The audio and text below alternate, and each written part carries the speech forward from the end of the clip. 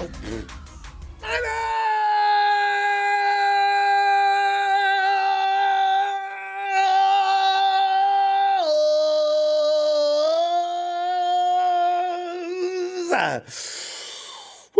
Monday Night Raw.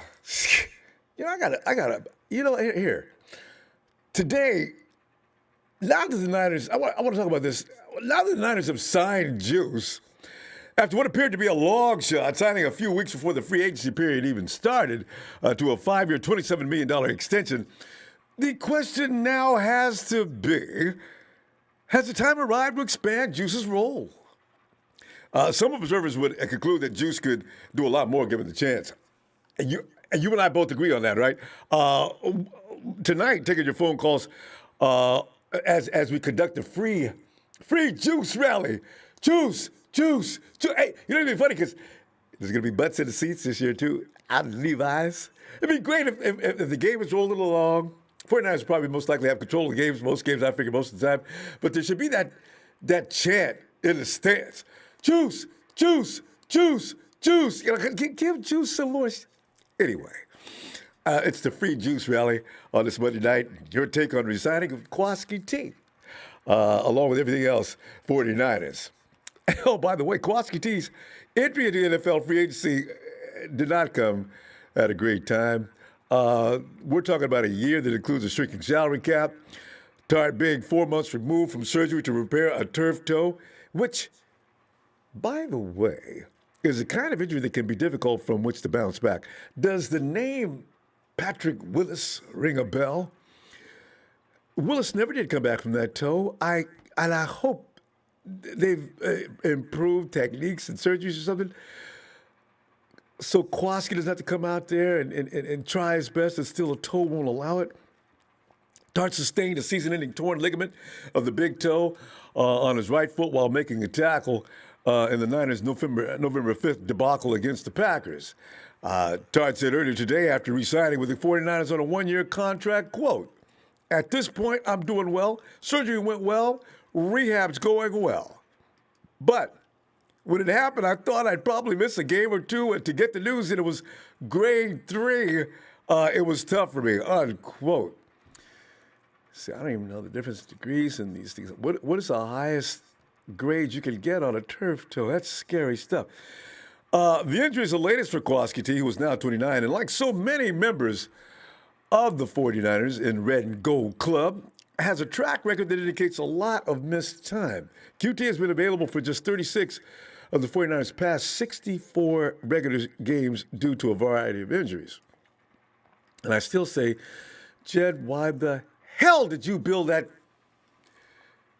over that in Santa Clara? There is something wrong with that place.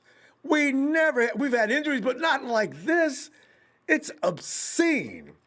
QT said he was not sure when the season ended if he would be back with the 49ers for a 7th season. He is quoted, I was up in the air. I wasn't sure because of me coming off injury. I wasn't sure they'd want me back or not. They did. That was a good thing for me. I felt like I left a lot on the field last year, so I'm glad to be back here, unquote. Welcome back, QT, man. 49ers also today signed 9-year veteran Tavon Wilson. Younger safety Savaris Moore and Marcel Harris are also on the roster to compete for jobs alongside starting free safety Jimmy Ward. And hopefully Jared Maiden, man, get Mrs. Maiden's baby boy in that mix. He needs a shot. I want to know what he can do. Fam, this is Monday night, and I'm gonna give myself an installment. Kyle Shanahan, let me holler at you. See, because Juice is back with the Niners for the foreseeable future, right? 5 years, that's a long time. He probably retires with the 49ers. But despite being involved in 40% of the offensive snaps last season, Juice plays a very connecting the dots role for the 49ers. It needs to go beyond that. Aside from the obvious key blocks he executes in the run game, Juice is a threat to a defense when he motions because they have to consider him as a receiver at all times. They don't know what Juice is going to do when he starts moving around. Kyle, Dial it up, baby. I mean, I know you got everybody else going out there, but you give Juice a few more. He's very capable of doing damage with the ball in his hands. We've seen that. Ask the Steelers' Minka Fitzpatrick. What was Minka's last name? Was his last name Fitzpatrick? No. Am I mixing him up? It is Minka Fitzpatrick, isn't it? But Coach Shanahan doesn't seem too prone to using him in that manner. Juice needs to see an increase in usage with the Niners next season. That's why I'm campaigning for the dude now. Coach Shanahan could be way ahead of everybody on this, thinking possibly, though, that by now I could be out of line here, which I usually am. But, there's no excuse as to why Juice doesn't receive the ball more than the 2 times per game he averaged last season. Well, last season was a little bit strange. Juice probably had a little more with the ball in 2019, especially last season, though, when other key first stringers were out. Juice should have been deployed constantly.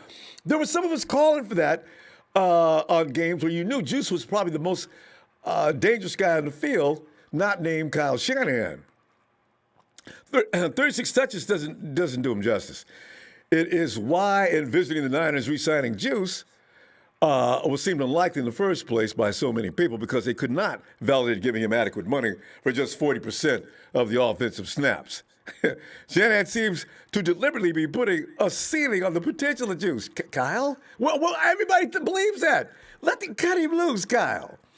That is something Mrs. Juice's baby boy, by the way, hopes to get fixed with his buddy and newly promoted offensive coordinator, Mike McDaniel.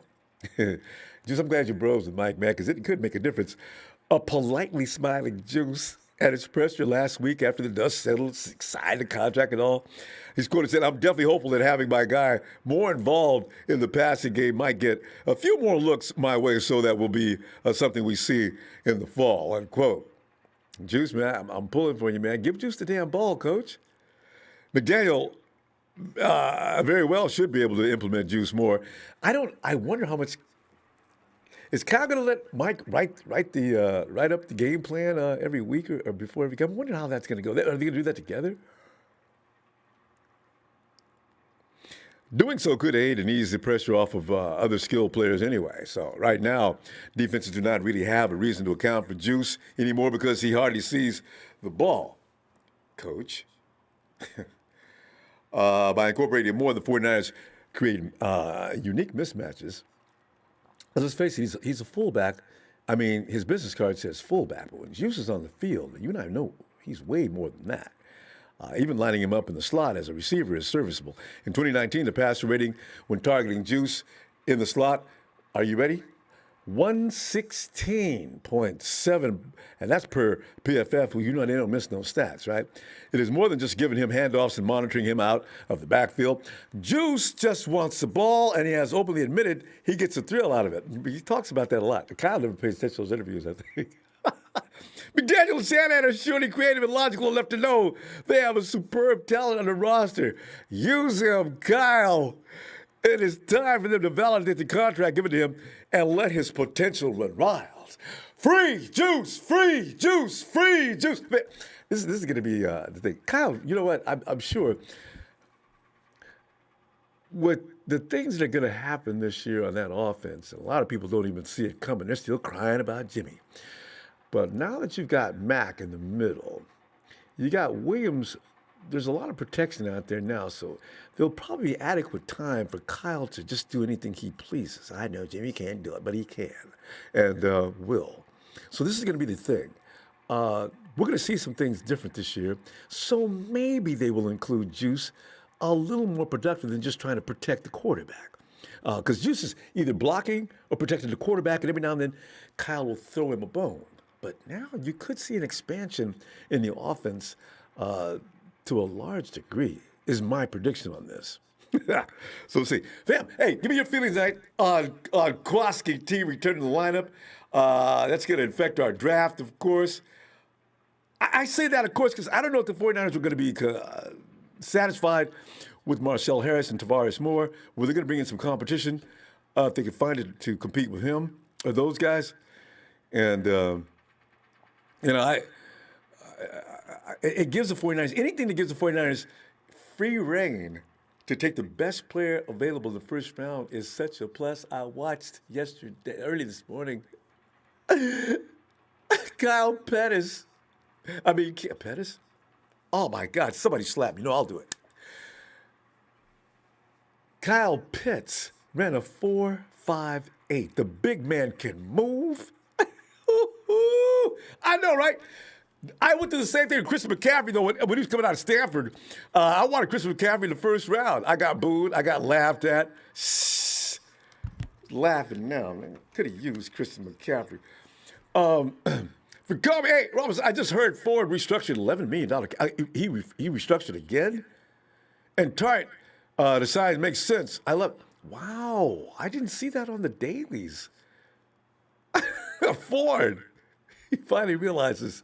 I was saying, hello, Robert. With all these free agency and upcoming draft, we should field a good playoff-worthy team, possibly making some noise for Super Bowl. Oh, bet on it. John B., all we need to do is re-sign K1, and we will be set for the draft. And matter of fact, Jaquiski's pushing for that, too. Horatio Faladas. Hey, we have $20 million in cap space because of D4. Hey, did this just happen? Because I just came out of the books. What? D said, look, before y'all cut me, because I know you got plans on doing so, let's work with this contract and see if I can give up some more cash to save my ass. D, I want you to play, man. Come on, D. Jose 5408, Ronbo, you've honestly been my updates on the offseason this year. Been working. Thank God, not a lot can say that right now, but I'm happy with everything so far. Jose, man, it's my pleasure. Thanks, fam. I be watching what's going on, man. The 49ers, man, them boys. This is not a year that after last year, man, we need to come back and really just reestablish ourselves. Krusty. Hello? Krusty? Hello? Krusty? Hello? Can you hear me? Loud and clear. Krusty, man, and you're the kind of guy, because you're the kind of guy like myself who's like sympathetic toward players. Because I remember last year you wanted more Charlie Warner, and they still didn't let Charlie Warner play enough. And I'm thinking, look, Kyle, there's more than 2 or 3 guys out there you can use. Let's give Juice a little more play. And also, are you delighted? There are those who don't really care as to whether Jaquiski Tartt returned or not. What are you thinking? I'm happy that he returned. I think that he's a good player. He's really good versus the tight ends. Yeah. Oh, yeah. Normally, if he's out there, the tight ends pretty much are gone. Kind of like the way K1 takes out the slot guys. Yeah. It's just his health that's a concern. Always. Like yesterday, we were talking about it. Jaquiski was the one person that I could see us bringing back out of him, K1 and Hyder. So not too surprised that they brought him back. Mm-hmm. But I am happy that they brought him back. Right. And I would like to see Kyle Juszczyk used more. I think, like they said, Kyle Juszczyk is an offensive weapon. He's not just a fullback. So he can do anything. He can run. He can catch. He can block. He can clear the way for whoever. He's a Swiss Army knife. He's pretty much he can do whatever you want him to do. 2 touchdowns. He should have 2 touchdowns last year. Jimmy was responsible for 1 flight that he sent past him. And Mullins, he was wide open. These are the plays that Juice could tear a team apart. This is the thing, So, man. I agree. I agree. Yeah. So we're going to see. We're going to see what they do. We're going to see what's going to happen, yeah. I hope that we do use him more. And hopefully Jimmy plays the whole season because he needs to be able to get out there and play with these guys so that they can get their chemistry down. Yeah. Hopefully that, since we had COVID last year, hopefully they already have everything in place now. So there's no reason to not have an off season this year.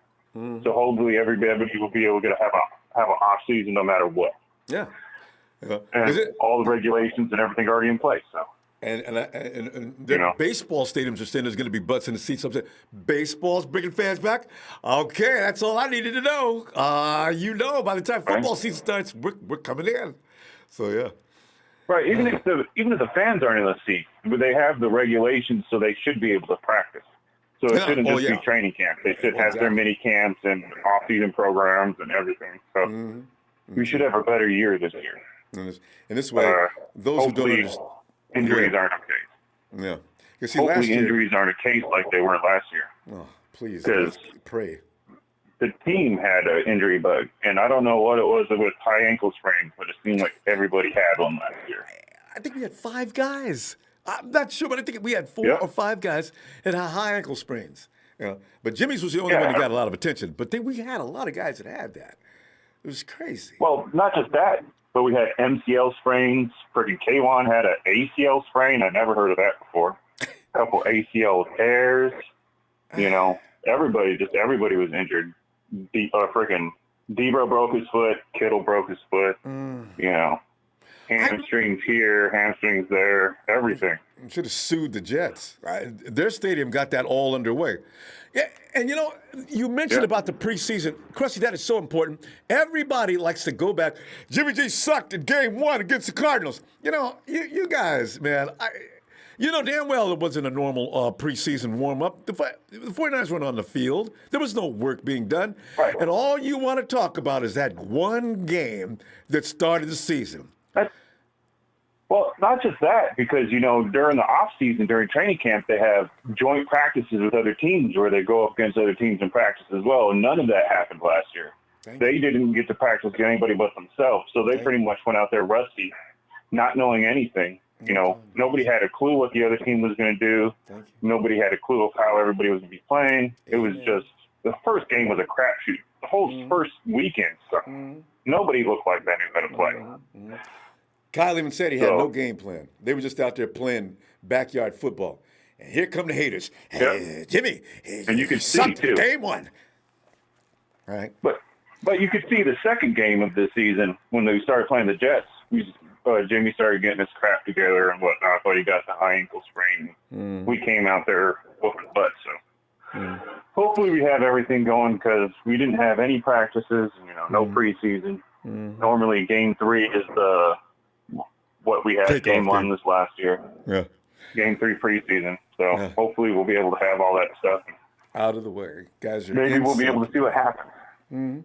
Yeah. Looking forward to it. Good off season. I can't wait for the draft. That's what I'm looking forward to. I know, because pick number 1, Krusty, man, it's becoming more exciting by the day. We're going to see. Krusty, we're going to go.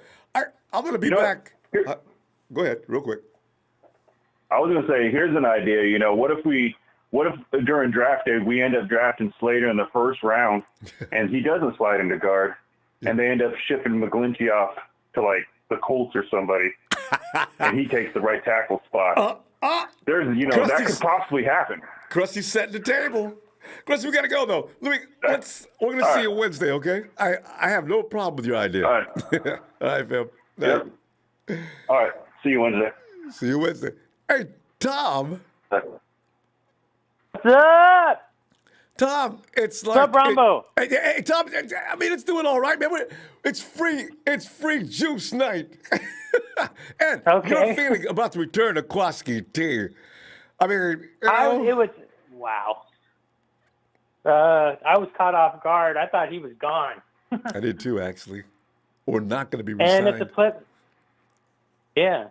I guess, because, well, we know that the COVID year and the cap going down, that he couldn't really, I guess no one's really in the market for a safety. I know, right? The high-paid safety, if you will. Yeah. Jaquiski got 6 something. I didn't see the details of the 1-year signing. If anybody saw that, but please post it. I have no idea what the 49ers played him for 1 year. Yeah, I can't find that either. All I know is that he signed 1-year deal right when it broke this morning or afternoon or whatever. But he got 6. He was on a $6 million a year thing before, so let's see what happens. And D Ford, hey, you want to give praise to D Ford, or what do you think happened in that? I don't know. I just saw it on the chat about D Ford. What he same here. He restructured his contract more. I know, right? How many? I mean, have you ever seen a player get restructured and then 2 or 3 weeks later restructure him again? I guess he really wants to be on this team. Jimmy's going to get a lot of heat for this. You know, hey, Tom, I can tell you right now, I didn't think that news just popped out. Okay, D Ford takes 2 cuts, and the 49ers don't touch anything with Jimmy. First thing you say, that's why they're going to trade him. Listen, by the way, for those who think that Deshaun Watson is on his way to San Francisco during these hearings and everything else, you got to be kidding me. People are still running around saying they don't care whether he's right or wrong. They just want to make sure that he gets to San Francisco. That is sick. He's not coming. There's no way. He's got what is it? 12 allegations now. 20. I heard 22. I thought 22. Jesus. I know there's at least 12, like you mentioned. Don't you realize you don't work for the 49ers? Sorry, that's my wife is going. She's still there. That was cute. Listen, That was her Deshaun fake has British got. accent. I thought I What's heard that? a brogue. Yeah. Oh, so more about Juice. I mean, does this mean you want to utilize him more? Yes. I didn't understand. Last year, actually, since he's been with the team, we've all been whispering, why not more Juice, Kyle? You know? So I understand his responsibilities in the run game are essential, but he could do a little bit more than he does, and you're paying him a lot. But he's a freaking amazing receiver, and yes, of course the thumbnail you use, that one arm throwing that Steeler over his freaking right shoulder. it was a keto like. That's what I really enjoyed so much. Look at Juice, the power and leverage. Wow. Yeah, I saw that on Instagram, and then I tagged my boss, who's a Steeler fan. He must have been impressed too. Come on, how many guys get one-armed like that? Feet flying in the air as they're going to the turf, with other Steelers trying to hustle over to grab this maniac running down the field. That was hilarious. I know. Yeah. So do you think Jimmy's going to take a pay cut then? No, Jimmy probably should. I mean, let's not make everybody else. I mean, I understand that Rodgers is getting ready to take a pay cut. Jimmy, Wow. I'm apparently the 49ers. I don't know what they're doing, so maybe, I don't know. Maybe they told Jimmy may have told him, listen, you guys, if you need me to help out here, just let me know. Jimmy, don't worry about it. So, we're gonna find out. I mean, I think he'll do it because I think he loves his team. I mean, I don't know how much he'd take, or if they extend him, but we already talked about that a while back, so I don't know. In fact, if K1 does seem to be available, I imagine they might go that route. And they may have enough for K1 now. You add 11 more. Yeah, I think so. Yeah, so. And I don't know how much, who's interested in them or what. Yeah. But Kansas City, I thought he'd already made his trip to Kansas City. But Friday, he's supposed to go in there Friday? I thought he already left. If he's making a second visit, that's kind of strange. Oh, shit. Then that's just to seal the deal then. Possibly. Oh, can you imagine? We go to the Super Bowl. Yeah. And K1's playing with the Chiefs along with the Honey Badger. Oh, yeah. And their defense was pretty bad in the Super Bowl, but they muscled up in that fourth quarter. K1. What's that? They muscled up in the fourth quarter. They figured something out. They found the weakness on the Mike Persons. They just went after that spot the whole time. Oh my God. Yeah, And they did, worked. didn't they? Yeah. That's right. It won't work again. No, definitely. Yeah, we're ready now. All right, we're ready. Hey, tell you what. Yeah, I'm liking the free agency. I give it an A at least. And if we get K1 back, A+.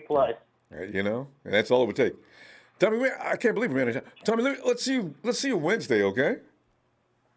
All right. Well, just shout out to Fort Kobe, and I don't see anybody else that I know. Okay. Hayden. Yeah. Yeah. Oh, one question about Instagram. I follow you, but I see that you follow Eddie Ramirez, or am I seeing things? Wait. What about Eddie Ramirez? It says that you follow him. Oh, no. I've got to go find out. It can't be the same Eddie Ramirez. Oh, maybe not. Maybe not. Oh, thank you for. Oh, thanks for alerting me to that. I got to check out, see who it is. Okay. Okay, all right. Thank you, Tommy. See All you right, later. well, have a good one. You and, too. Go Niners all day. Yes. Night, Tommy. Oh, my God. Night. Paul Third says, so stoked with the signings. I'm certain we can have a better roster than 2019 if we crush this draft. The rest of the division in for rude awakening. Oh, they have no idea what's coming. Yeah, and Paul, thanks for the contribution. Hey, Steven.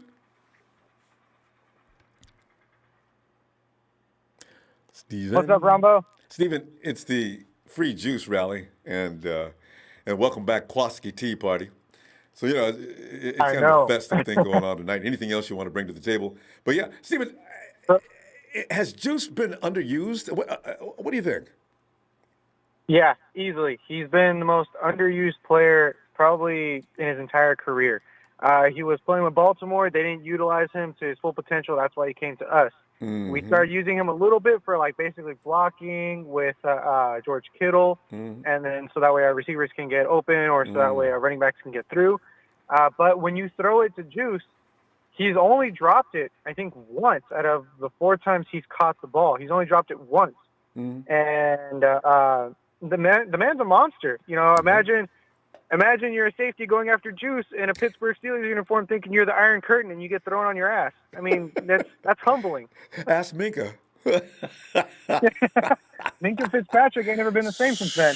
Bam. But so I'm hoping they use more of him this season. Another thing I want to mention, because I don't think a lot of people talked about it, D Ford's contract, he restructured, yeah, but he also freed up $10.11 million in cap space. Okay. So is this a second he saved restructure? Yeah, that's a second That's what I restructure. thought. He just restructured for $10.11 million, about 44 minutes ago. So he's helping out a lot, by him getting restructured. I'm pretty sure they told him, listen, you haven't played in so long. You're kind of, I hate to say, damaged goods, but this is kind of where it's going here. And I'm pretty sure, and considering he's probably going the route of retiring, instead of trying to come back. And this way, he doesn't just get completely wiped out of funds. Yeah. And another crazy thing too is, like I said, the previous caller said, K1 went to the Chiefs twice. He's going back again. Friday. He was scheduled for a second visit. He's going back, so we might see him in a Chiefs uniform. We might see him either in the Super Bowl or probably never again, or in some regular season game probably in the future. Yeah. But besides that, though, I mean, we've signed almost the majority of our players back, which is a win. All the players we needed, I should say. And you cut the fat, Steven. That's the thing. There's no Solomon Thomas. Trent Taylor is not coming back. Who else have we been trying? Pettis left a long time ago. Compton got Richie cut. James, who? Tom Compton, who should have never signed in the first place. Sean. Imagine getting a concussion on a walkthrough. Oh, man. It gets me. Gets me every time. Hey, what about Sean Coleman? Yeah. I think he's no longer I haven't heard anything about him. I don't know what kind of contract he had in the first place, but yeah. So. Because I usually like to keep up with everything. No, I haven't seen anything about him either. But I'm glad we got Jaquiski back. Like I said the last call yesterday, I'm happy he's back. I've always been by him. I'm hoping this season he actually does good. Out of K'Wan Williams and who was the other guy we didn't sign yet? I forget. What was it, defense or offense? Kerry Hyder. Yeah. Out of the 3, I would love to see Kerry Hyder and K'Wan over Jaquiski. But Jaquiski took a 1-year deal, so that means most likely K1's going to walk, and we're probably going to either re-sign or let Kerry walk. Yeah, because these guys don't want 1-year deals. I only see them letting Kerry walk. Yeah. I only see Kerry Hyder walking if they don't have enough money for the draft. And he's not willing to take a really low pay cut. No. 20 million means they have plenty for the draft. Remember, we talked about this figure yesterday. We know that the draft is going to cost around 10 mil. Now, if you got 10 more, Kerry Hyder should be in play if they really want him back. That's if they want him, and that's the sad part, because Kerry Hyder busted his ass last season. Another guy I'm looking towards. I'm hoping he stays with us. I don't know if he's still on contract or he's on free agency, or if he's coming up for free agency. I'm hoping they keep him. Contavious Street, that guy he's mean. Contavious Street has that Jimmy Ward swagger where he'll slam you to the ground if you have the ball in front of him. Yeah. So I haven't heard anything about him. I don't know if he's free agent or not. Let me check. Yeah, I did. His contract expired. We got him in what year? 2018? It wasn't the first year. Yeah, he came in 2018. He has 1 year left. Yeah, he came in 2018. Yeah. Yeah, he's got next year. His contract is up. Woo! Well, it looks like we get him for 1 more year, and hopefully they keep him. But yeah, all eyes are on Jimmy G right now because everyone wants him to restructure. Right. I'm pretty sure he's gonna probably restructure in the near future. If it comes down to it, he probably will. Yeah. But the 49ers, they're not having any problem signing people. Now, if that was the case, because everybody said we weren't going to be able to sign Williams, we certainly weren't going to sign this guy, not this guy, and where's Fred Warner's money? And, Jimmy's the bank for Fred Warner's money. Here's the thing, though. They're trying to, people are getting on Jimmy G about restructuring and not saving the money, saving team money. But people got to remember, Green Bay is, really, inches away from cap space. So, obviously, they're going to have their star QB take a pay cut so that way they can sign some of the players to still stay on top. I agree. Steve, we're running overboard. We're gonna have to stop. But hold that thought, and I'm gonna see you. I'll see you Wednesday with that. All right? Because it's probably gonna still be live. All right, night, Phil. Oh God, I know Rogers, man.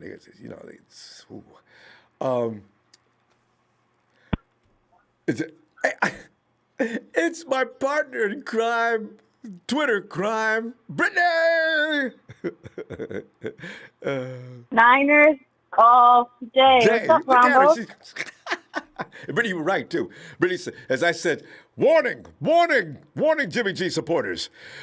The haters are all mad and burnt out of shape because of the D. Watson situation, and they're taking it out on Jimmy G's followers, supporters. And Brittany says, Ronbo, they really take charge of Jimmy. Brittany, I like that role. I just be yelling, come at me, bro. And they do. So, Yeah. Brittany, but tonight we're also talking about Juice, and hopefully Kyle Shanahan notices that he can use him for more than just a fullback blocking and every now and then throwing him a pass, right? Brittany, are you a Kyle Juszczyk fan? They better use him more this season, because then it will be like, why did y'all sign him in the first place? Especially, y'all need to utilize him more. Because come on, 2019, that nasty stiff arm to Fitzpatrick. Ooh, please, I want to see more of that. That was vicious. I think he made the angry runs on Good Morning Football. I think he made the angry runs that week too. He did. Yeah. I watch Good Morning Football every day. He did make the angry runs that week. He did. It was nasty. It had to be number one. But no, they have to utilize him more. He is a Swiss Army knife, more than just a fullback. They didn't do that for him in Buffalo. Not Buffalo, sorry. They didn't do that for him in Baltimore. But they need to now, either receiver, running back, he can do anything on that offense. They need to utilize him. I think one of your callers said something interesting when it comes to the draft. If we could get Slater via a trade to the Colts with McGlinchey, that would make the O-line even more deadly than it is right now. Okay, but the thing is, the Colts are probably going to... Where are they drafting? Are they drafting... They have to be drafting after us. They had more wins than we did. I think they're in the 20s. The Colts are drafting somewhere in the 20s, yeah. Yeah. Oh, But I see what you're I saying, don't- though. They draft, they go Yeah. up and they trade with us. We give you McGlinchey, and then you give us this and this. You make it really extensive. Is that what you mean? Yeah, because I'm Like thinking. if they give us their pick and we still keep 12 by trading them McGlinchey, we can get two dangerous people. We can get Slater at 12, and then we can probably get an edge at 21 or wherever they are in the 20s. And I'm thinking if that happens, definitely get Georgia. Get the Georgia kid. Aziz. You know, though, I worry, though, in that kind of a deal, Brittany, if they say, call DeForest in here. Hey, Buck. Hey, listen, guy. I remember. What would you think about us bringing on Michael McGlinchey? I can see Buck here. Don't do it. What the 49ers ask for? Yeah. Buck will probably say, I used to abuse him on a daily basis. Don't do it. You know, so I don't know. Maybe. Yeah. Because he's a left side guy. So maybe. He says. That's what everybody says. But maybe he can learn right tackle. You never know. And then and he doesn't have a left finding tackle. out about Yeah, he'd go over there and play next to his his classmate from Notre Dame, from Notre Dame, yeah. most terrorizing guard in the NFL. Yeah. But what shocked me is the D Ford deal and then Jaquiski Tartt signing. I thought he was gone too. Yeah, once the season ended and he didn't finish. I literally thought he was gone as well, but the signing came as a shock. I was like, oh, they're keeping Tartt. Okay, I'm liking it. I'm liking it, but I'm scared. I want K1 back. If the Chiefs grab him, I'm going to flip. I know. I wish the 49ers would stay in conference with him. Kyle likes him a lot. Yeah. We don't know what he's asking for. Don't let him walk. Yeah. What do you think he's asking for? How another much money do thing. you think it would make him happy, though? That's a tough one. I know he would ask for a lot, K1, if he wanted to stay. Because he's been underpaid. It would be a no-brainer. Yeah, because he's been underpaid his entire career, most likely. K1 has rarely not. He's that kind of guy that's always making an impact on the field, right? You get a lot of players that don't, and not K1. If he's in the game, everybody knows it, especially the opposing slot receiver. You know he's going to make plays. Yeah, always. And then with the cap for the Niners going up to $20 million because Ford restructured again, you already know it's a done deal that he's not going to be on the team anymore. Yeah, I know. Whether that's before the draft or even post June 1st, I think he's gone. And if, like one of your callers said, if Jimmy does decide to take a pay cut or a restructure, he'll do it. He loves this team too much. He'll do it. He's not selfish. Absolutely, and plus they've been supporting him the whole time. When the media whole and time since he's been in especially the Bay. Juice, yeah. You know, as soon as people come at him, in the Bay, he's been supported 24/7, and Juice is. They're probably going to ask Juice about it tomorrow because he's going on Good Morning Football to talk about it. So they'll probably ask him about Jimmy again, as usual. And they So always that's the do. topic whenever it And comes to George, players. I don't know why they ask those guys. They know they're going to go rabid as soon as they ask about him or say something bad. I think they ask George the most because George and Jimmy are So close. 'cause I know. George knows how to push his buttons. Brittany, we got to go. We're out of time. Let's see you Wednesday, okay? Okay. All I'll right. try my best. All right. Looking forward. All right. Bye. Good night, Ronbo. Bye, Brittany. And it's Chill Pill. Phil. Hey, Ronbo. Phil, I just heard that they're still. Talk to me about that because that has overwhelmed me suddenly. That D Ford is cutting up his contract again. What's up with that? Well, Have you heard anything? here's my take on this. I don't know for sure, but this is my guess. D Ford knows if he gets cut by the 49ers, he'll never play football again. Nobody will take a chance on him. Not with a bad back. True. And so he's seeing the writing on the wall and saying, if I don't stay with this team, Until I get better. I'll never play football again. So he's doing everything possible, and I'm sure he's got a deal made out that he's going to get a chance to make the team, maybe even after the season starts. So, I don't see him getting cut this year, but I see him getting cut possibly next year if he doesn't play.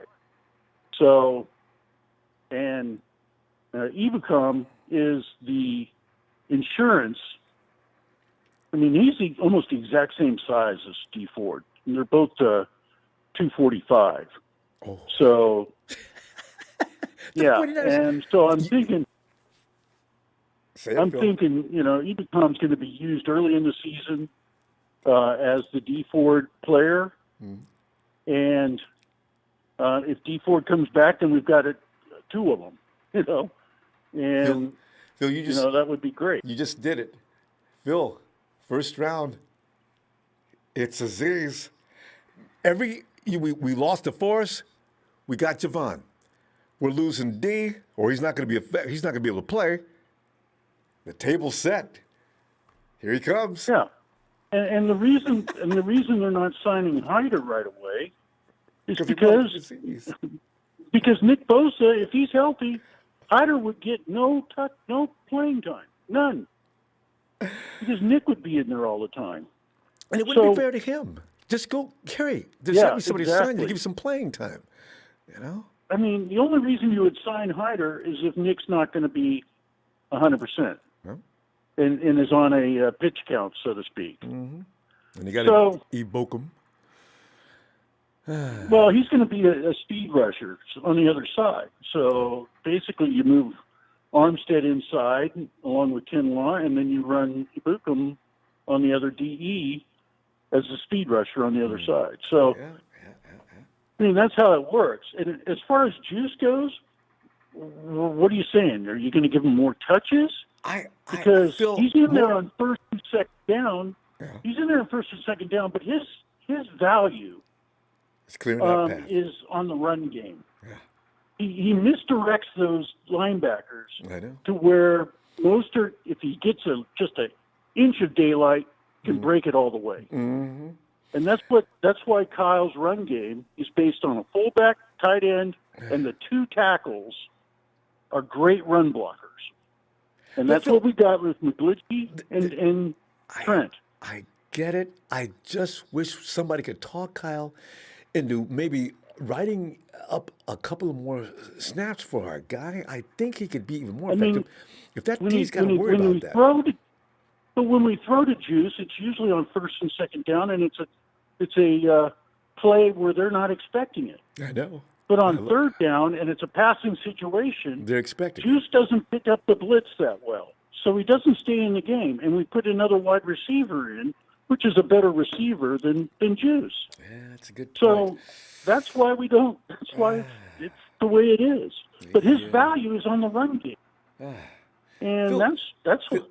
Phil comes in making good sense, and now I need to shut up. You know what I mean? That's just really. As far as Tartt goes, my understanding he took the vet minimum, 1 year vet minimum. Ooh. So he really wants to stay with the team. It. Wow. Well, he had to swallow it. He was about the 10th rated safety in free agency to start the free agency. So he wasn't high up there. So a lot of teams took Johnny Johnson from the Rams. Cleveland signed him. A lot of people got franchise tagged. The guy from New Orleans, the guy from the Jets, Marcus, I forget his name. But anyway, there was a lot of tags going on to safeties. So all the safety markets got eaten up. So here he is. He had to take the minimum or not play. And coming off that injury that's he's got. That's the way this year is. It's scary, isn't it? Phil, when the season starts, there's going to be a lot of good blue chip players out there that are actually not going to play this year. Can you imagine? Oh, I know. It's a tough business.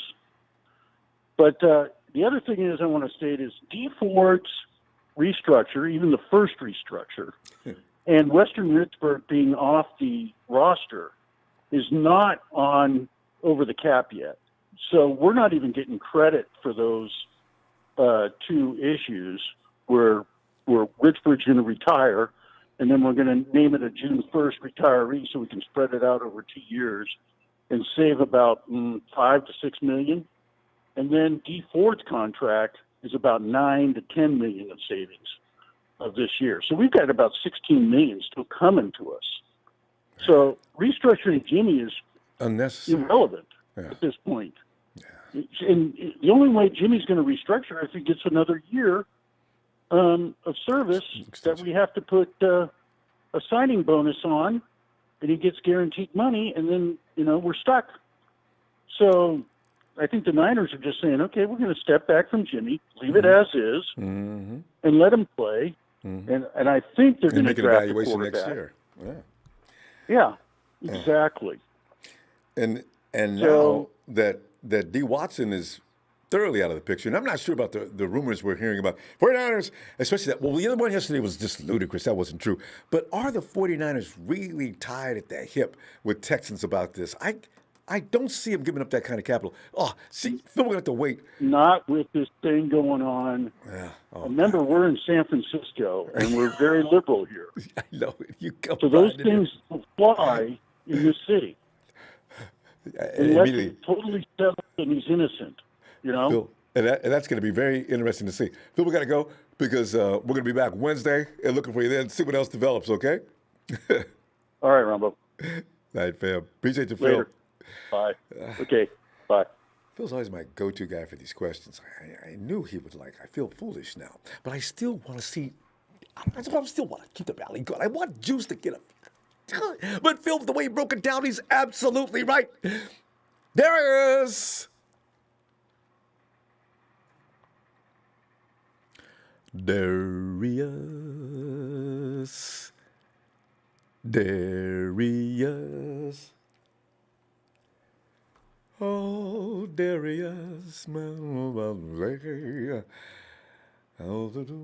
Darius, we're waiting for you. Darius. People always tell me to cut the backwood loose. Darius. Where's Darius? Is he here? So we do the birthday now. B-Lone says, give my wife Megan, get a B-Day shout out. I don't know, there's something today. I took a shower and I was singing in the shower loudly. I don't know, who wakes up on Monday feeling like, yes, it's going to be a glorious day, red and gold all the way. Happy birthday, Megan, Niner style.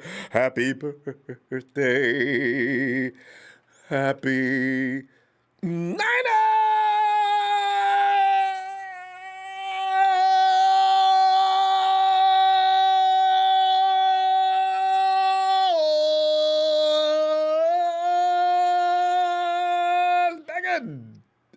Megan. That was probably more fun for me than it was Megan. Hey, Hank. Come on in, Hank. Ronbo, my guy, how you doing? Hank, man, I'm doing great, man. I'm out here trying to get some more time for Juice on the field. But, after Phil explained, and I'm aware of that offense, but I says, Kyle, you're a great author when it comes to writing up offensive dynamics. Can we just squeeze a little more time out there? And then Phil pointed out, we gotta wait on some of those downs, third downs, and some of the other downs. Juice does have a little problem picking up the blitz and things like that. Well, yes, that's true. But Hank, are you in favor of adding a little more juice to our game? See what I did there? And also, how do you feel about Jaquiski Tartt? Are you excited about that, especially after finding out he signed the vet minimum? And you might as well touch upon D Ford while you're at it, too, because D Ford that's amazing. I'm sorry, go ahead. Ronbo, I'm going to answer your two questions, and then I want to ask you a question, okay? All right. I love me some Juice, okay? I can't get enough of that man. That's a Swiss Army knife of our team, and in my opinion, that run game wouldn't be what it is without him. And number two, Jaquiski Tartt, he was the one who should have sealed that Super Bowl away for us, but I'm not even going to get on that, okay? Oh, God. But My question to you, Ronbo.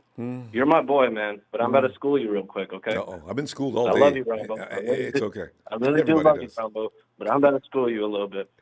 Please. Do you admit D Ford has missed a little bit too many games past couple of years ever since we signed him? Yeah, especially since he hasn't played. I think Ford's played 9 or 10 games. Maybe. Yeah.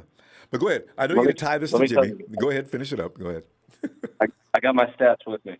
D Ford has missed 34 games for us, okay, out of the past 64. You know, I'm just going off of what I'm reading online, and, you know, I could be wrong, but I'm just going by what I'm reading on the article. Now, let me ask you this.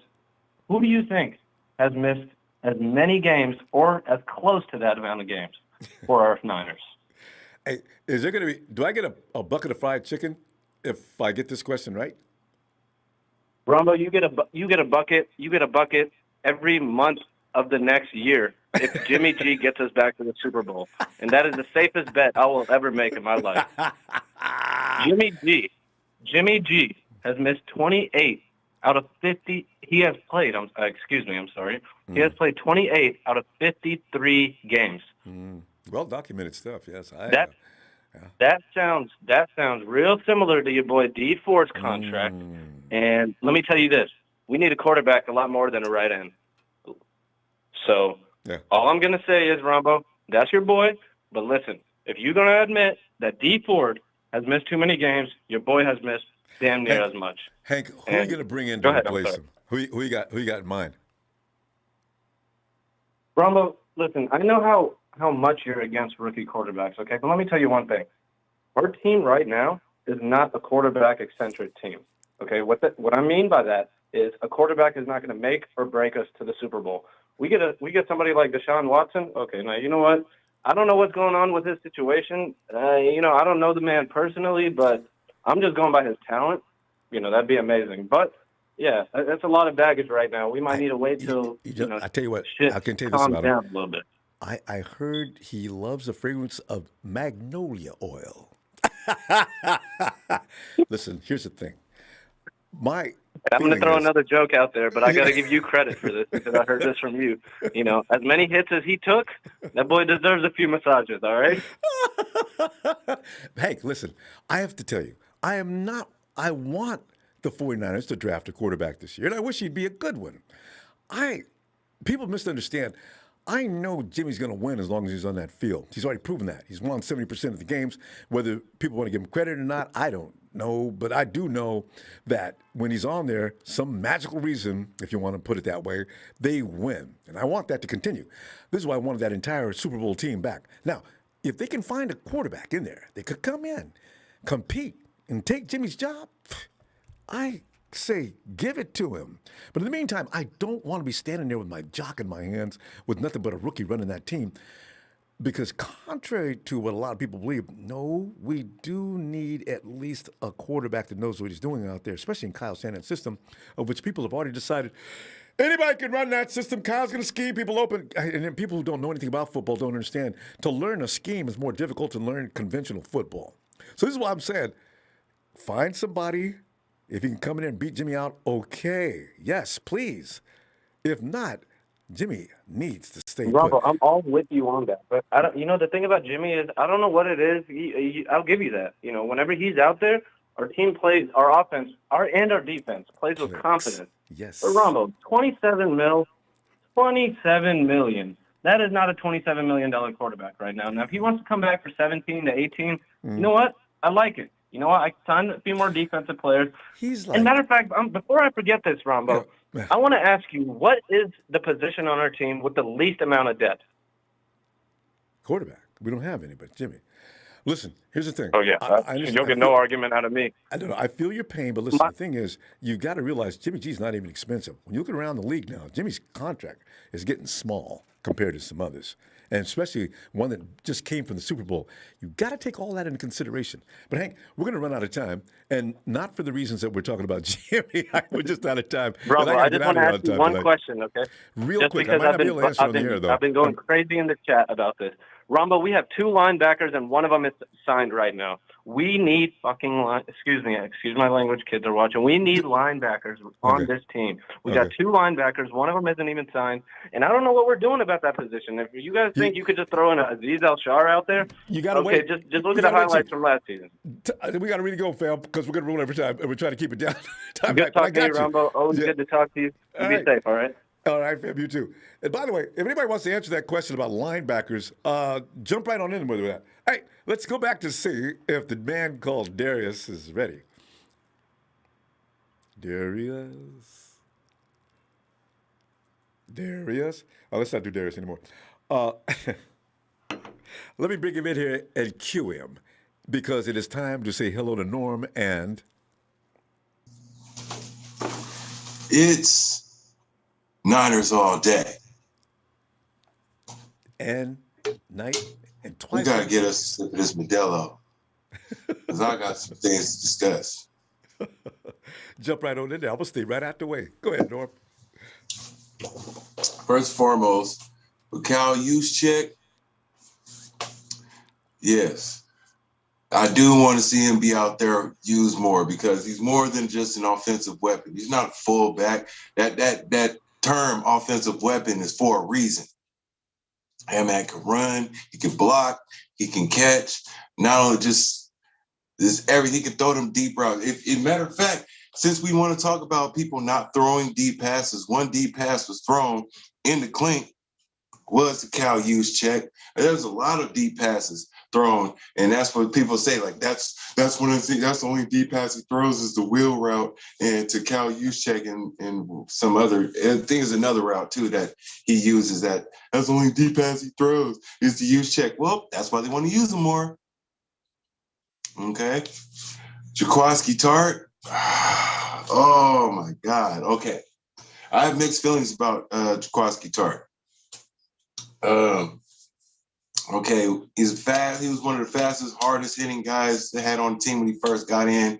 I remember watching his Baylor highlights, and like I was really impressed with this guy. But ever since then, I was like, but he had that one hand when against Cam Newton. Oh, Cam, yeah. That was cool. And then there were some other cool highlights of Tartt, but. Yeah, it's like it's up and down with that guy, you know. But I want to see some improvements, you know what I'm saying, with Carter. But he's not the only one. Oh, and with D Ford restructuring his contract, that was cool, because you know that just gives us a little more room to play with, especially getting these rookies. You feel me? These rookies in the draft. Speaking of rookies in the draft, I think one of them is going to be a quarterback. Hopefully. And I don't think it's going to be late in the round. Like usually they'll go get a quarterback in the 5th or 6th round or something like that. It might be earlier than that this time around, because you heard John Lynch was talking about he had to solidify that backup position, right? Mm-hmm. So this rookie quarterback might be competing for either that number 1 or number 2 job. Feel me? Since since a lot of people hate Jimmy G so much, and I'm gonna speak to the Jimmy G haters for a little bit one time, okay? Yeah. What happened in Super Bowl 54 happened in Super Bowl 54. If you think that's gonna happen this year, then go join another team that you think is gonna win the Super Bowl, like the Buccaneers or the Bills or the Seahawks. Or since you think the Rams is just so stacked, why don't you go join the Rams, okay? What I don't want you to do is come on here bashing people because they believe what they believe, because we weren't talking smack when Deshaun Weinstein, when y'all was on Deshaun Weinstein's tail feather about coming on this team. Yeah. Weinstein? Right. Deshaun Weinstein. On my mama. There's an inside joke on that, Tom. Well, go ahead and give me the punchline on that. and sorry about Jared Hayne. Oh my God. Oh God, that was scary. Man, I didn't know he must have really done something bad. The Hayne plane then landed in a heap of crap. Yes. Oh, poor guy. Well, him and Deshaun Weinstein can, I'll tell you what. I ain't even going to talk about that, because you know what? There's a lot of fans that we got right here that want to set a peep.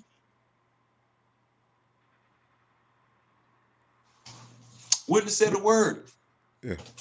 Had we won that Super Bowl. Happy endings and everything. Would have gave him his happy ending and everything. Since y'all talk so much smack about, just get out the next man's pocket, y'all. Get out the next man's pocket. Whatever they decide to do, that's what they're gonna do, man. You feel me? Let me come to your job and see how good y'all be doing at y'all. Some of y'all like to sleep in y'all job, be on your phones, talking about this and stuff. Let me take some of y'all paychecks, dock some of y'all pay for y'all being on y'all phones, talking about this stuff. You feel me? See how that goes. I just got the reference. I would like to see Jimmy G restructured just for the simple fact that, we need that cap space. But if he does it, it's not gonna hurt me. I'm still gonna eat. You feel me? I'm still gonna sleep well at night. And we're still gonna have players. And it's just too much. It's just too much of this going on, man. It's just too much of this going on, man. And these are not. There's no women in these group chats. It'd be all grown men over the age of 21. You feel me? In these groups, and y'all doing this. Yeah. I haven't seen this much complaining in my house. I live with 3 women in my household, and I haven't seen that much complaining. That's cold. And I don't care how you feel about it. You can come to You can come to the 209. If you have a problem with it, come to the 209 and look for me. Guarantee you'll have a good time doing something. And that's all I'm gonna say. And it's Niners all day. Your reference was toward Harvey. Coach just filled me in. And Norm, living with 3 ladies, you should be in peace as long as you remember not to forget to put that toilet seat back down. I've been through that. Hey, Ronnie, I'm sorry. We're going to go, fam. Let's see you Wednesday. I'm going to see y'all in a minute, man. All right. Keep the peace, y'all. Yeah. Night, Norm. And HBK times heave. Thanks, fam, for the contributions. Is Kyle Pitts. 6'6", 240 pounds, 4'640". Kittle, 6'4", 249, 452. Could be the best tight end duo in the NFL.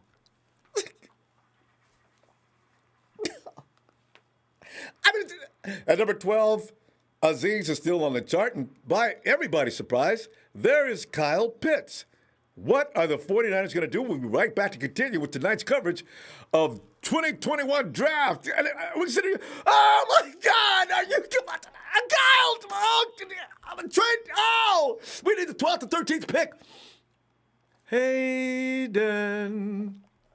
Hey, Ronbo. Hey, I'm glad you came here. I need a child to get me to come back down to earth and act like an adult. As I was losing my mind over Kyle and Aziz and still being on the board at number 12, which is probably a fantasy, but Hayden, come on in. Oh, I promise to behave and act like I've not lost my mind. I don't want to influence you.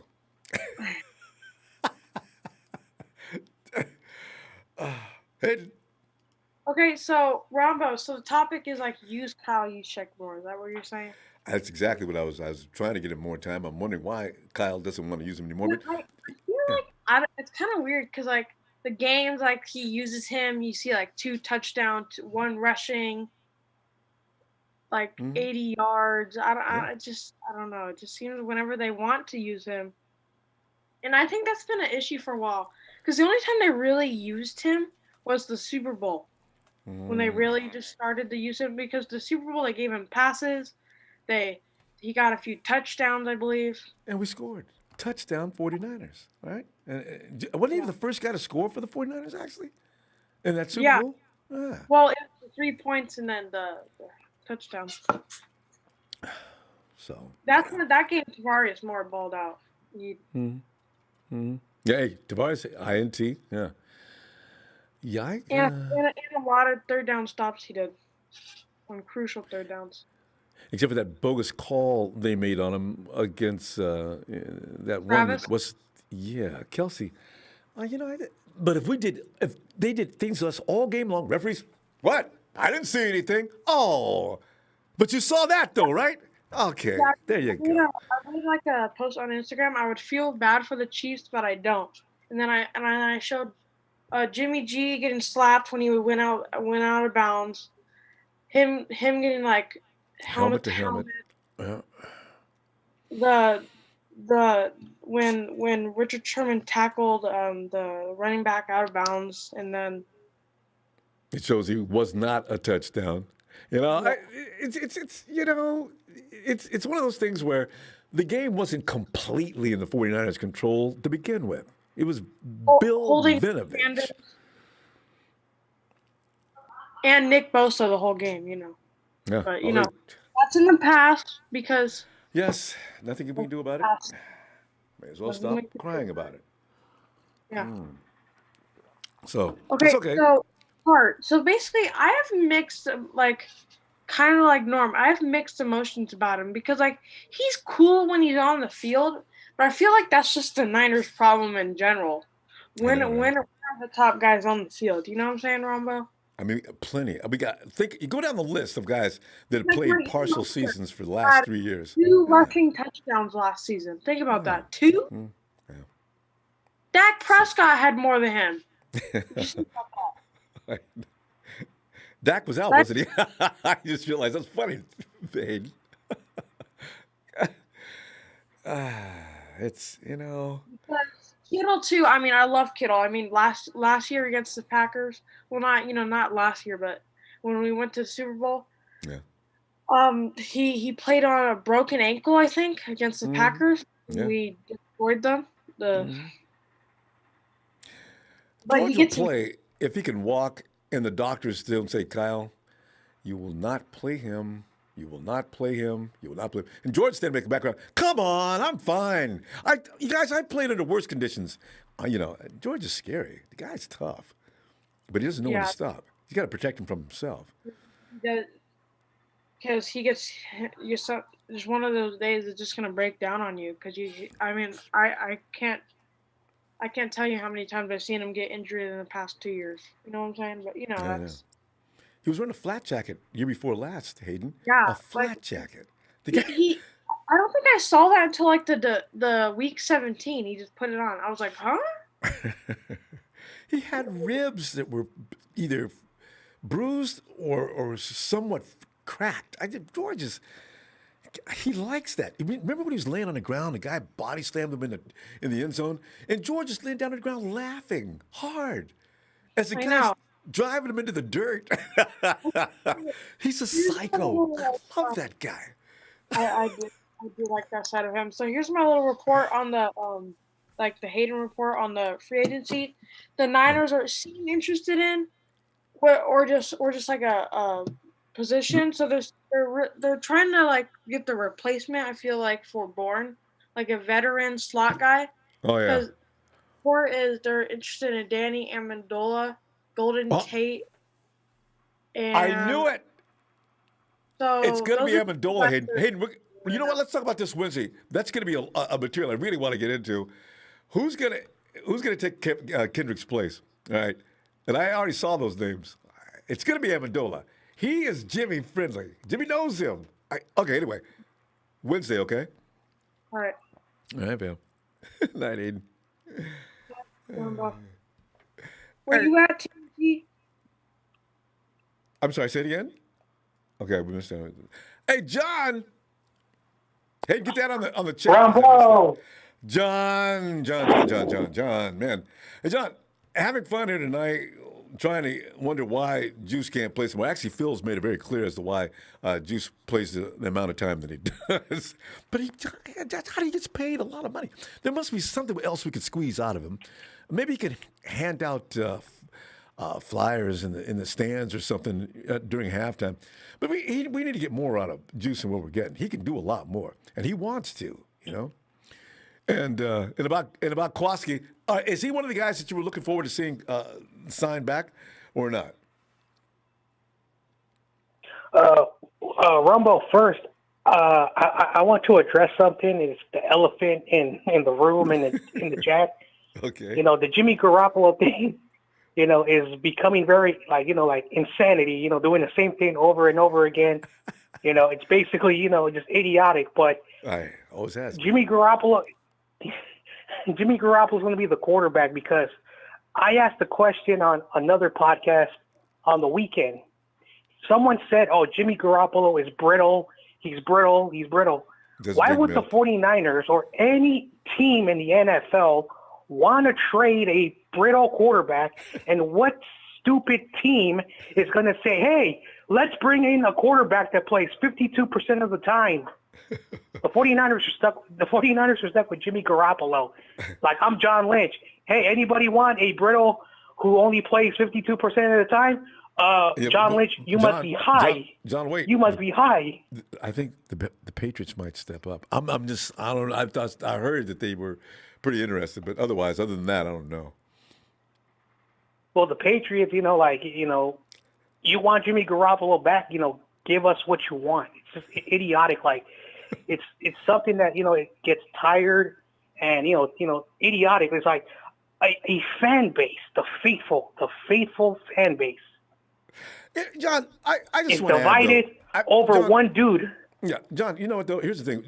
You can complete that, but here's the thing about Jimmy's brittleness and whatever. I think it's being oversold. Jimmy G had a torn ACL. That was serious. The high ankle sprain, I don't know that should be considered something where you consider that something a guy does all the time. But go ahead, though, with that.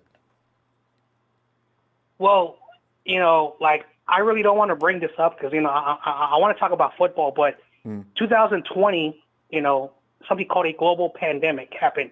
It affected the NFL players. Nobody talks about Saquon Barkley. On week 3, he suffered a season-ending ACL injury. Why are the Giants not saying, hey, we got to fire him, we got to let him go? Things happen. It is what it is. And then, of course, a lot of the 49ers players, got hurt, so it did suck. It is what it is. And I know athletes, who tell me, if I take 6 months off from playing a sport or doing an activity, coming back to that activity after a long stretch of time, your body's not made for that. That's why baseball players take 30 days and pitchers come in 6 weeks early to, get ready, things like that. In football, it's a violent sport. It's not fun. If you're a person who puts pads on and thinks, oh, this is going to be fun, you get hit, whack, oh, I'm done with football. So, I understand the people who say, Jimmy is brittle, Jimmy, this, but, it becomes very, idiotic. But if people want to continue to, talk about how much they hate Jimmy Garoppolo, go right ahead. But it's just becoming tedious. I want to talk about the topic, about Kyle Juszczyk. He's a fullback. What do you want him to do? You want him to play quarterback? You want him to play tight end? You want him to play wide receiver? So he's a fullback. Yeah. And yes, he's an overpaid fullback who his job is to block for the running backs and become an extra guard for the running backs, etc. At the same time, he can do a lot of other things as well. Like I call Juszczyk a tight end fullback because he can block. He does the same thing as George Kittle. He can catch the ball, and he can also tackle you against the Steelers the year before, where he took down 2 players. So it's not that he's horrible. It's just that the Shanahan's offense is set up that way. So if we want him to do much more, what else do you want him to do? Because the receivers are there for a reason. The tight ends are there for the reason. True. But the O-line and the quarterback is there for a reason. What do you want him to do? Play 11 positions? So it's a very tough question when you ask if he should do more. What should he also do? Because he does everything. He's not going to have 85 catches like George Kittle in 2019. He's not going to have the yardage of Mostert, and he's not going to throw the ball, 476 times like Jimmy Garoppolo. So, having some, stats, but he's a fullback. He's a fullback. His job is to block. That's what he's being paid for. No. I agree with all that, except for the point, just the fullback. John, we're going to run out of time, but I do think he's capable of adding a little more danger to that offense if deployed just a little more often. He's at 40% now, why not moving about at least 45, near 50% of the time? I think there'd be a little more chaos in that defensive side of the field with the guy wondering what's Juice going to do now, because he's a very capable guy. But I know what you're saying, though. But listen, John, can we see Wednesday? Sure. And if you guys are going to spell my name, spell it correctly, you idiots. It's Jon, no H, you morons. Go to school and learn how to spell your names. See, I'm not as scared to go after you, but I do it with my mouth, not with a keyboard. All right, Ronbo, peace out. John. Niners all day. All right, fam. Talk to you later. The internet's a wonderful place, isn't it? Hey, Sherry! Come on in, Sherry. Sherry?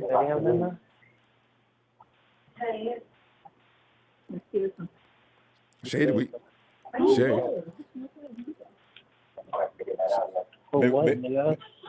Sherry sounds like it might not be a good time. Maybe we should come back to him. Of course. And now, finally, it is coming back to Ronbo Sports. It's Niner Mike. Forget about it. Oh, God. Forget about it is right, Ronbo. What's going on? Mike. Oh, what? Hey, what a day for me. I know for a lot of people, maybe. What a day. How the hell are you doing tonight, Ronbo? I'm actually finding myself. John just came in there, and it looks like we're refereeing on one end. It gets rough in that chat. I'm just glad John didn't cry tonight. You know, I'm glad we didn't. Oh, forget about it, Ron. Oh my God. Anyway, listen. Some of you get way too serious on here. Oh. All right, you get your keyboard warriors going back and forth, and guys coming out here getting emotional. Forget about it, Ronbo. Mike, you know, politics, religion, and sports. And you know what, Mike? Anybody that thinks that sports isn't taken way too seriously by a whole lot of people. Sometimes. And Mike, you know, on the East Coast, I understand they stopped having a beer sold in the Met Stadium years ago. Look, that's why you got to pregame it, Ronbo. You know, wherever you go nowadays. I always tell people, if you're going to go up to a ball game, you're going to go out and do something, you always got to pregame it.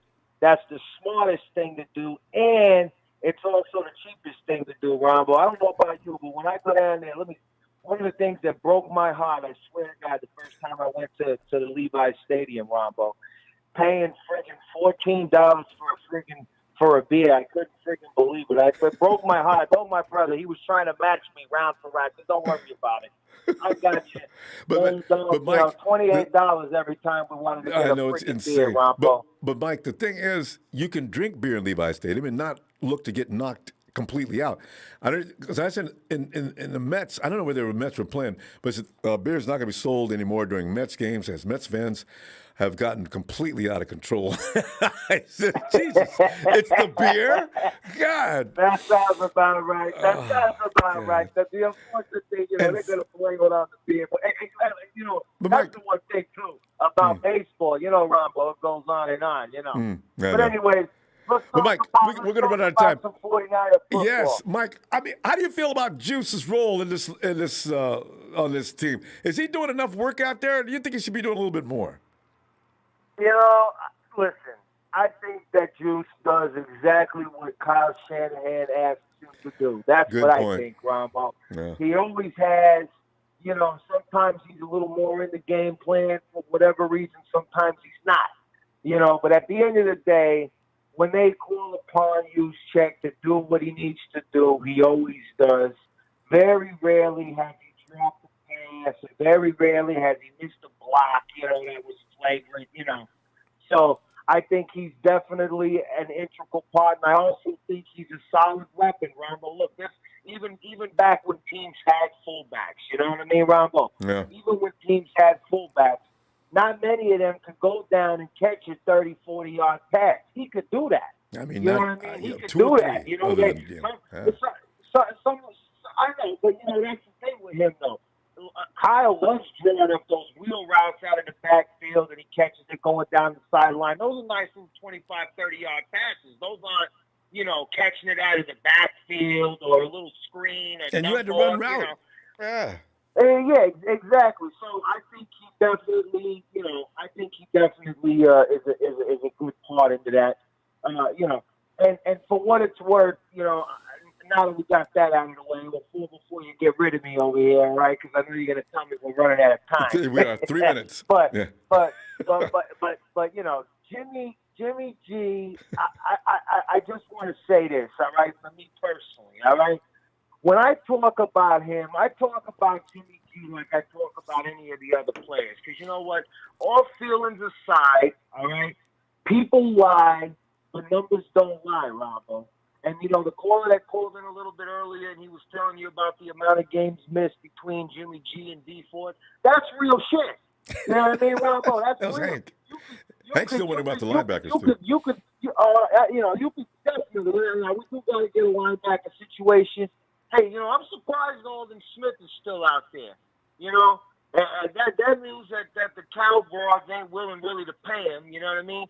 And I think, you know, hell, we might as well take a shot at that, Ronbo. Microphone. Because we know he could play. We know he could play outside back. Mike, wherever you go, there's some. Your phone is cracking back and forth. Okay, go ahead. Let's see. All right. Anyway, all I was saying was we could take a shot on Alden if we can. Or we can get linebackers. I think we can get a linebacker to pick up. But you know, as long as we solidify the secondary, Ronbo, and we might have to move some things around. You know what I mean? If I don't know what's taking Kawhi so long, maybe he's not getting offered as much money as he thought he was by New York.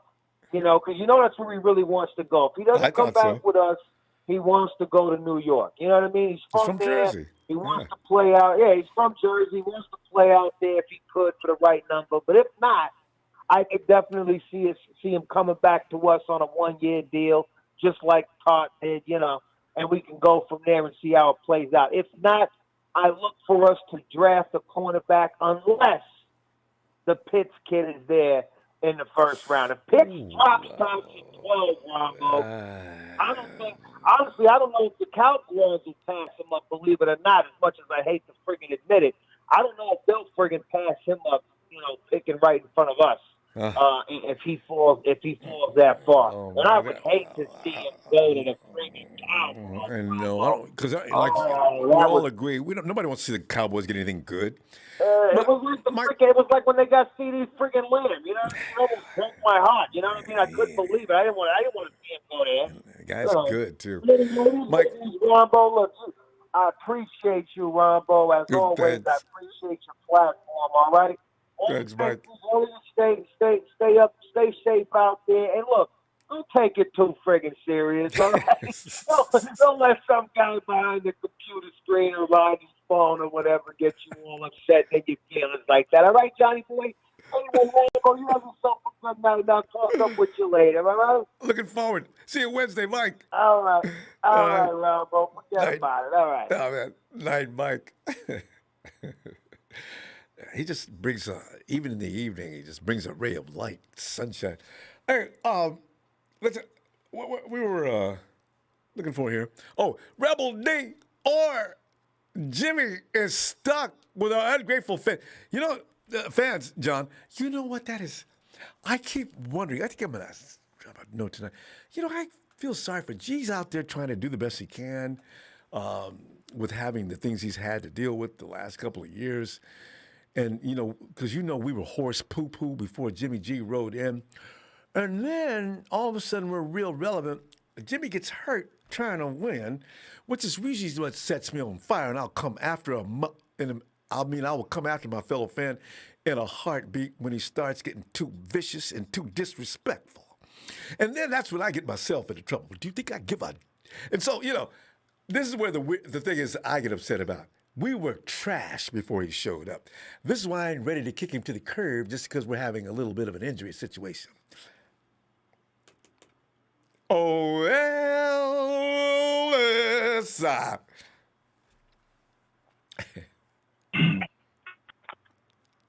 Ronbo. Ellis. Yeah. Ellis, as you may have saw on the thumbnail, Ellis, are you eating potato chips? Hell no. That's the best thing to do if you really want to make somebody crazy. When they answer the phone, have a bag of chips. Ellis, look at it. You saw the thumbnail. I'm out here rooting for my dude, Kyle Juszczyk, to get a little more usage because I love to watch that dude get the ball.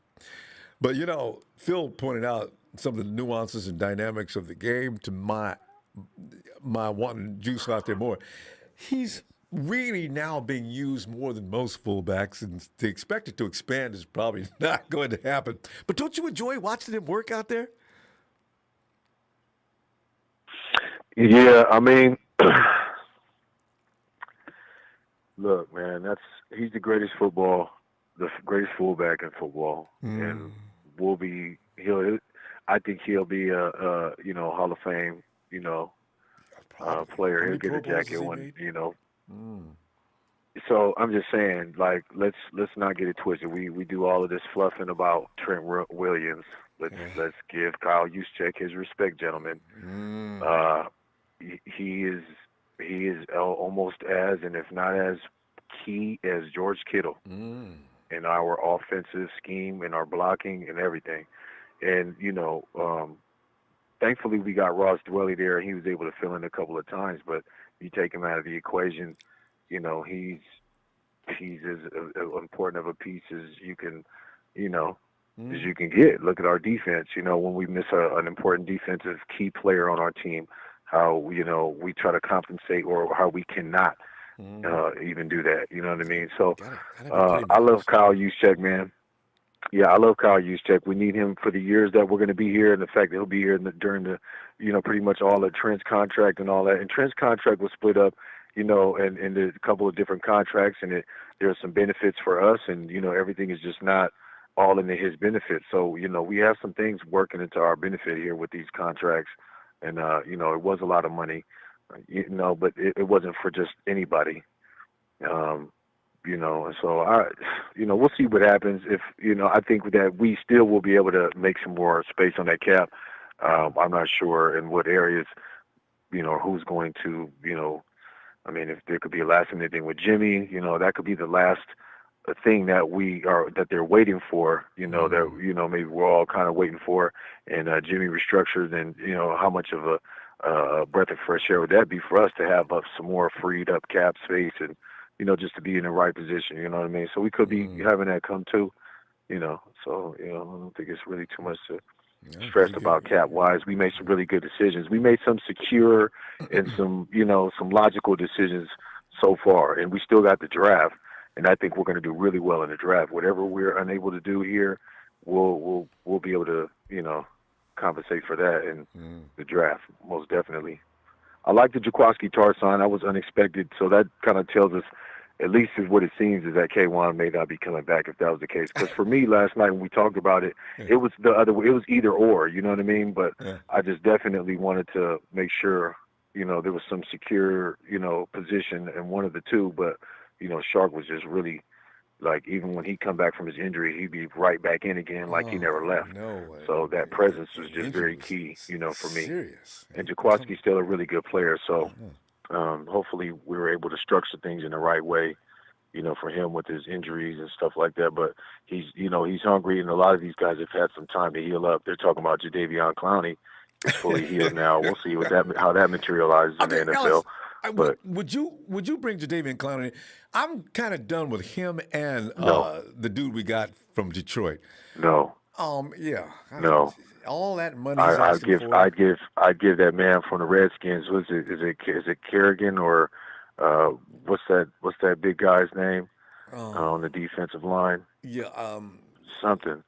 Yeah, what I'm talking about. But 3 years ago, I remember. But he went to and he's still playing really good too. So I mean, but before I would do that, I probably would go there, or maybe just save the money and try to do some other things. I mean, we did a really good picking up that guy from the Rams. I think I really feel like he's going to do some things for us and impress our fan base and the team. So, but we'll wait till it materializes. Before we get too excited about too crazy about it. But they have to have a plan for him. That's the only reason they got him. They got him immediately. There must be something on their minds. Yeah, and Deshaun Jackson at the Rams. I mean, they're feeling good. There'll be some different things that'll go on. I mean, I think we have yet to see all of the big moves that are going to be in the NFL. So, let's stay locked in. And the longer you wait, the better. You can get them cheaper because they're desperate now. Oh, please, just give me a job. I'll take the vet minimum, okay. But next year, if I have a good year, we talk. It's going to be all that kind of stuff. And that Wilson guy sounded like a strong pick. He's on the Super Bowl team with the Patriots. He got some good years and good pedigree for the most part. So that sounds like a veteran presence. I don't know what happened to our other guy that we had gotten from Tennessee. What happened to him? The safety. I forgot his name. Same here. I know you're talking. Remember, he said he's not going to play. He's not going to be he said he wasn't going to be a practice squad player. He said he wasn't going for that, and he ended up signing with us anyway. Yeah. I can't remember his name. I haven't mentioned his name anymore. But anyway, his name's at the tip of my tongue, but I can't remember. But good show, fam. Never got in last year either. Anyway, Ellis, looking Cyprian. forward to Wednesday. Cyprian, that's Cyprian. him. That's him. Anyway. Okay. Yes, sir. Yes, sir. Peace, Brother Ronbo. Appreciate you. Always for the platform. As always. Make sure y'all hit the like and subscribe as always. Shout out to the chat. Much respect. And, we'll holler at y'all in a minute, man. Shout out to everybody. Peace. Looking forward, Ellis. Have a good night, fam. Horatio Flores said, we cut Cyprian. We cut all the dudes on the practice squad, pretty much. Not cut, but we just didn't bring them back. Shay, Mr. Lewis. Hey, Ronbo, how you doing? Shay, man, for Monday, I can't imagine if I'm having such a good mood today. I guess I'm going to just be like besides myself on Wednesday. I'm going to have to drink a couple extra glasses of wine to bring myself down to earth. Hey, right. Shay, you don't want to come down off of a high you ain't did. And by the way, I didn't do any drugs or any paraphernalia. Just one of them days. But there Shay, Juice, I'm looking to expand his role. Your feeling on that? And then, of course, the return of Jaquiski Tartt. D. Ford's noble gesture. Was that a noble gesture? Was D. Ford trying to protect and save his own butt? And we need linebackers. Hank is still talking about, man, y'all don't even talk about no linebackers, man. All right, next, Hank's even threatening people. If we don't do any better, man, don't. Yeah. Shay shed some light on the linebacker situation. Are we in as much trouble as Hank feels? No, not at all. I think, obviously I think there's some good talent in this class too at linebacker depth. And I'm like I said, I wouldn't mind. Like there's one thing that the Niners have been drafting for decades really well is linebackers. Yeah, I know. Right? We literally left the Patrick Willis and Bowman era. Then we still, listen, Reuben Foster had all the talent. He just had off the field issues. If he was able to stay on the field, he looked like he was star-studded, but we immediately replaced him with Fred Warner right after, right? Exactly. And now look at the resurgence of Dre Greenlaw in the 5th round. So I'm not really too concerned. How about the light complexion linebacker, number 50? Oh, what's his name? Oh, yeah, Chris Borland. Oh, but Chris Borland? I used to love me some Chris Borland. Before God, he was quit. a madman. So that's what I'm saying. Like we've hit on a lot of linebackers. I know. There's something like I wouldn't re-circumvent the wheel. I think the Niners are fine. The depth after Warner and Greenlaw does get shaky, but I think the kid Al-Shire or whatever. I think he's good. He's stepping to his own, and then I think we're fine at linebacker, and I think, like you said, D'Amico's a former linebacker. He likes his linebackers. I think I know what he scouted. We're going to be fine at linebacker, and there's no reason to recircumvent the wheel. We'll be good to go. Hank, you should feel. Shay just brought up a key point. D'Amico can judge whether a linebacker could play ball or not. Hank, I think you're going to get kind of surprised in this draft. Let's see what happens. They might pull a linebacker this year. But go ahead, Shay. And as far as Juice's role, I think I would, increase his role about 20 to 30%. He, like I said, he's a swift Army knife. I think he keeps the Niners balanced and on track. Whether we're coming out, running play action, running some fullback screens. We do a lot of things like Juice is an intricate part. I mean, he's one of the best run blockers we have on our team, as well as, he's a great catching out of the backfield. You can't really say that for a lot of fullbacks that aren't even utilized. But, I mean, you could see, from the Steelers when he threw Minkah Fitzpatrick to the ground. I mean, he catches in traffic to the Seattle Week 17 game where he. Shay, did you forget to charge your phone? Shay. Act like they're about to block, and bam, immediately hit into a route, and he's on his way. Shay, there was a gap in your tape. What did you say? You went off, and all of a sudden you came back on. I'm sorry. Where did I leave off? Oh, my bad. Can you hear me now? Yeah, I can hear you now. You came off, and then you came on back all of a sudden. Okay. But go ahead. My fault. Well, I was just elaborating. Juszczyk, I would like to see his role increased. I think he does a lot. He keeps the Niners on schedule as far as play action schemes, things like that. Whether we're going to run the ball or pass the ball, I think he does a lot of keeping the defense on their toes with a lot of the misdirection that we like to run. So I was just talking on that. And then, as far as Jaquiski Tartt, man, I'm happy, man. Like I said, they're going to field offers out there for them. I like the kid Tavon Wilson. He's a good veteran depth. I don't know if he's going to start over more, but I think he brings a veteran presence to help develop more along faster. Because we did throw more out there. He was the starting safety due to some injuries and stuff like that. But glad that Jaquiski's obviously going to play strong, and then Jimmy's going to probably play free. And we'll see what happens. Exactly. And when they say free with Jimmy, on. they mean free. Jimmy could be anywhere. You could see him at the line of scrimmage all of a sudden, threatening to blitz. Absolutely. I mean, this dude is like absolutely. Man, yes. Yeah. So no, but I mean, I'm excited, Ronbo, and I've seen that Akash Avaranthon, one of the guys who were tapped into the 49ers, who knows some people. I think he projected the $20 million after the D Ford restructure came out. But I called this, Ronbo. I mean, I said the only option is either they're going to make him pass physical, which he had no incentive to, or they're going to restructure and then have him on the IR. And, I like the Ibukum signing, but again, the 49ers will do Nick Bosa a huge disservice if they do not get him more edge help. Because, again, I don't think that Bosa will be returning to the dominant rookie of the year. Yeah. I think he will be on the cusp of that, but, again, still figuring it out at what that knee, and then coming into year 2 removed from the ACL. I think that's where we'll start seeing the dominant Bosa again. Snap count. So you need to get him – right, exactly, snap count this year. So you need to get as many edge guys as you can. And like you said, Ronbo, yesterday about Kerry Hyder, go get Kerry Hyder, man. If he can come out of a cheap deal, or if you got to shoot him $3 to $4 million, do it. Do it, because again, that's more depth that we can put a guy in a rotational piece, and we can use him. It will come, and whoever they get in the draft to go get their, to fill up the depth line for the depth chart for edge. So until when Bosa comes back and is ready to fully perform. So, but Shay, if at number 12, that maniac out of Georgia is Aziz Stanley. Absolutely. Do you bet against that? I see that. Oh, I see that coming. Oh, we got another defensive lineman. Are you serious? And you know what? Just stop it.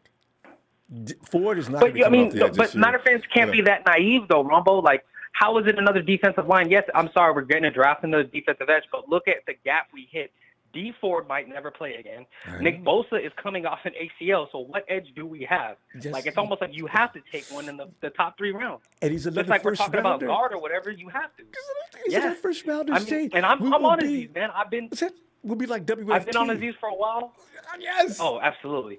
So we got to go. Speed guy. Quincy Roche fits the bill. But all right, Ronbo, we got to go. Shout out to my TNT brothers in the chat, all my guys. But I'm not going to drop too much from my draft, Ronbo. Oh, yeah, you can't do that. You got to wait. Shay will be up in 2 weeks. All right, Shay? Talk to you later, fam. And by the way, I might as well preview Cool Whips, who actually picked Javon Kinlaw and Ayuk coming up in the weeks ahead. Cool Whip and Fly Guy. What's good, Ronbo? Fly Guy, it's all good, man. I'm complaining because I want to see Kyle Juszczyk get more work and opportunities out there. But really, the offense is not set up so he can get a whole lot more. I'm just trying to squeeze a little bit more in there. Yeah, I mean, I don't think he should get the ball too much because he's more effective when they're not paying attention to him. You feel me? Yeah, well, If yeah, he that's draws the too much point. attention- Yeah, I agree. Yeah, because he always creep through on somebody and hit him from the blind side, boom, knock him out the play. I But know. if we keep getting him the ball, you feel me? Yeah. He more He's like a at- ghost player. Like you don't see him, but he there. He come and knock you out the play. Like So a it's ninja. like- Yeah. And Comes then out once of in a nowhere. while we give him a little play action. It's cool. And But you getting gotta, the ball the too timing's much, got to be right. You when you put juice involvement in a play, make sure you did it exactly the right time. When the defense Yeah. least expects it, that's usually what happens. Yeah, that's why we can't give him the ball too much. If we keep giving him the ball, then that won't happen no more. Yeah. So, I mean, they use him the right way. But what I was looking at right now, we have $20 million in cap space. D Ford is making $8 million a year, 8.9. Yeah. They And just butchered Eric his. Umstead is the second highest player on the team after Jimmy G. Is that right? I didn't Yeah, the realize second that. highest at 12.5. God. But they would have. But D is probably like, I think D's getting ready to either quit or he really needs to stay on this team. When the 49ers might say, look, D, we're going to have to cut you. But I can't imagine you cutting him after he restructured it last week. So I don't know what's going on with that. But he did help us out by restructuring the contract because it wasn't deep trouble. Twice. Yeah, so that was good. But I think Umstead should take a pay cut, maybe same as D Ford, maybe 9. Let's say 3. Jimmy G take a pay cut at 20. Yeah. And how much cap say space 6, so that how much cap space we're going for here? It sounds like you're going for like 40 mil. Now 30 would be straight. Save 10 for the draft. Well, they already got and then 20. we I signed. see. Yeah, we saved 10, 12 for the draft and signed Hyder, K1, and who else would be signed? Fly Guy, you know what? I wonder if K1 really wants to come back to the 49ers because, he probably heard something from the 49ers he didn't like. Maybe they didn't offer him enough. But he's trying to be a Chief. Sounds like. He's going where the money at. The Chiefs have money. No, I don't know the how Chiefs, they have all this money. I know they don't have more money than the 49ers or the Chiefs. I don't know how they're doing. And next Yeah. year, the Chiefs got one more year. That contract to Mahomes is going to start hitting hard soon. Soon they're gonna trade Mahomes for the low. It's too late. You can't. If you're going to trade Mahomes, trade him now while the contract is manageable. But as the years go by, that contract starts to grow into an albatross. Yeah, that's a big contract. Where soon they're gonna be like, we can't do it, Mahomes. After he missed the playoff one more time, that's it. They're gonna make the playoffs because they're just built for that. But that was funny watching them in the Super Bowl, wasn't it? I didn't expect that. I mean, I thought they were gonna if Tom Brady versus Patrick Mahomes is a shootout, I said Mahomes is gonna gun him down like a dog. Man, the Bucs defense said no, he ain't. Listen, listen. Just like last year when we lost the Super Bowl, the refs had they had something to do with it. Just like KC, the ref had something to do with it from the beginning of the game. I know. They took KC out the game completely in the first half to the point where they had to throw the ball every down. Mm-hmm. And they called every foul. Nothing went good for KC. All the calls went for Bucs. That's what they changed the game. So they was in the hole. They were throwing the ball too much, and they got deep in the hole. So the game was over from the first half with the ref. Even me, I was like, let them play the game, man. Like, I don't want to be sitting here watching flags flying every play, every call, whatever. Like, but Flag, I would have liked a few more flags in Super Bowl 54 because Kansas City was getting away with anything they wanted to do was just fine. So, yeah. But this year, they said, all right, Chiefs, we gave you a break last year. Y'all messed up like you did last year. Today, we're going to throw the flag. And they did. And the Beast couldn't get nothing done. You know what's really funny, too? Mahomes didn't have his starting tackles. And one thing the NFL has to change, like in the big game like this, every call, I don't care what call it is, every call has to be reviewed. Like we're in 2021, that can happen right in the booth. Every call right away is already being reviewed. Like you don't have to throw no flag. Every call is being reviewed right away. As soon as you got to throw the flag, because your game would take. No, I'm just saying, like in a Super Bowl, like big games like that, every call had to be automatically reviewed in the booth, because they have like at least 10 seconds to play it back. And if something go wrong, they hit a buzzer and be like, okay, review this play. Something is wrong with this play. I agree with. So that case, we don't. I'm hoping you get some legislation moved in your direction, but we got to go. But that is a good point. Yeah, man. I'm tired of the Super Bowl. The ref is telling you who's going to win. Taking over the games. I agree. All right. Let's see you Wednesday. Yeah. All right. Night, Black Guy. Man makes some great points every time, don't he? Review every call. That would be awesome. Hey, Morgan! Morgan. But the bad thing about reviewing every call, some calls aren't reviewable. That's the only problem thing. But then helmet-to-helmet shots, you got to throw a flag on that. I guess you got to identify it in that way. Morgan, where you at, man? Morgan may be driving down the road trying to pull over. Or hey, Ronbo. There he is. Can I come in next? Okay.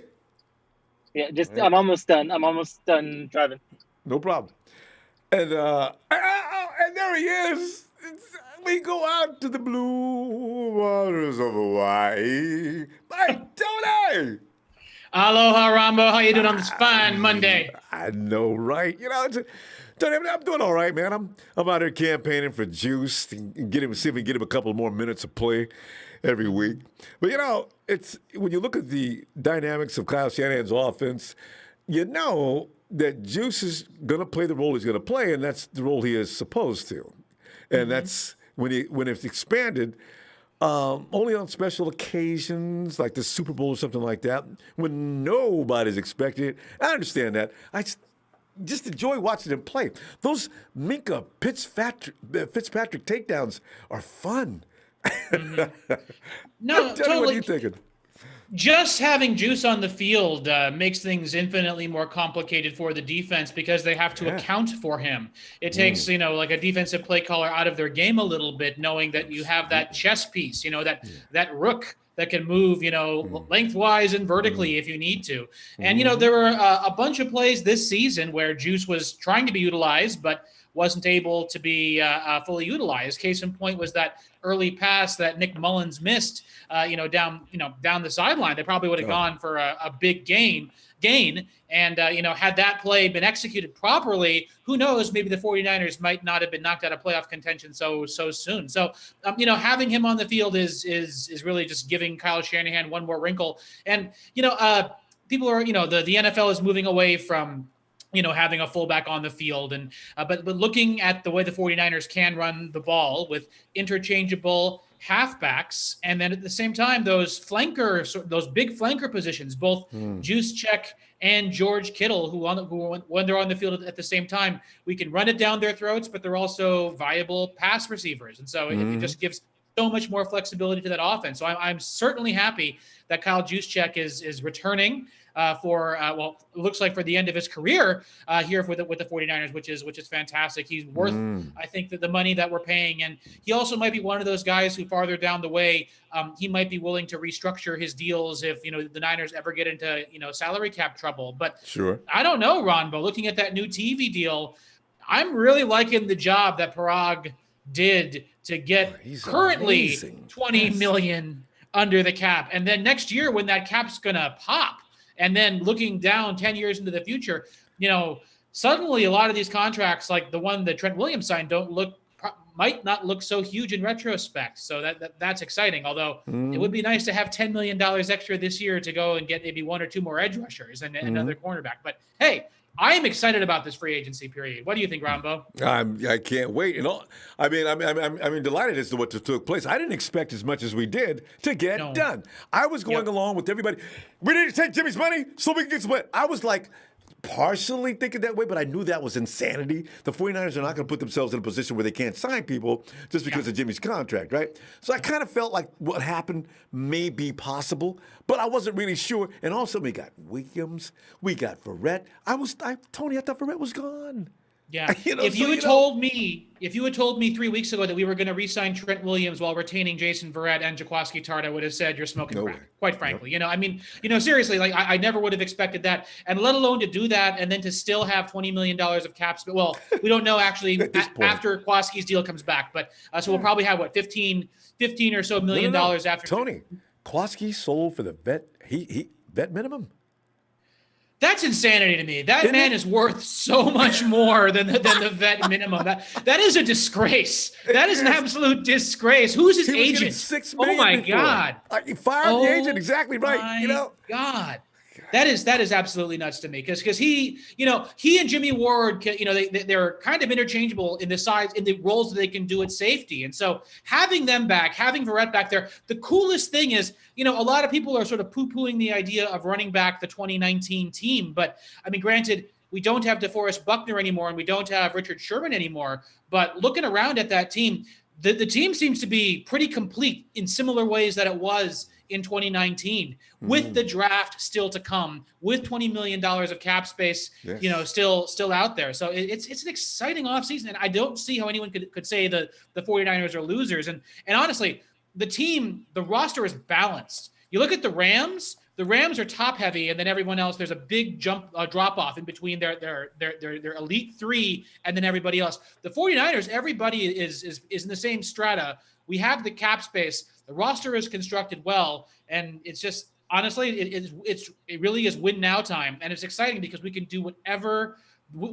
Kyle wants in the draft and improve the team in the ways that Kyle would want to with nothing encumbered. If he wants to take the next quarterback in the first round and that quarterback is there, he can take them. If he wants to trade down, which I think is the smartest thing to do, because I know you want Azeez Ojulari, he'll be there. He'll be there in the 20s, Ronbo. So we might be able to trade down once or twice and pick up all those picks we had to give back to Philadelphia for Marquise Goodwin or something. You know what I mean? So, I forgot about that.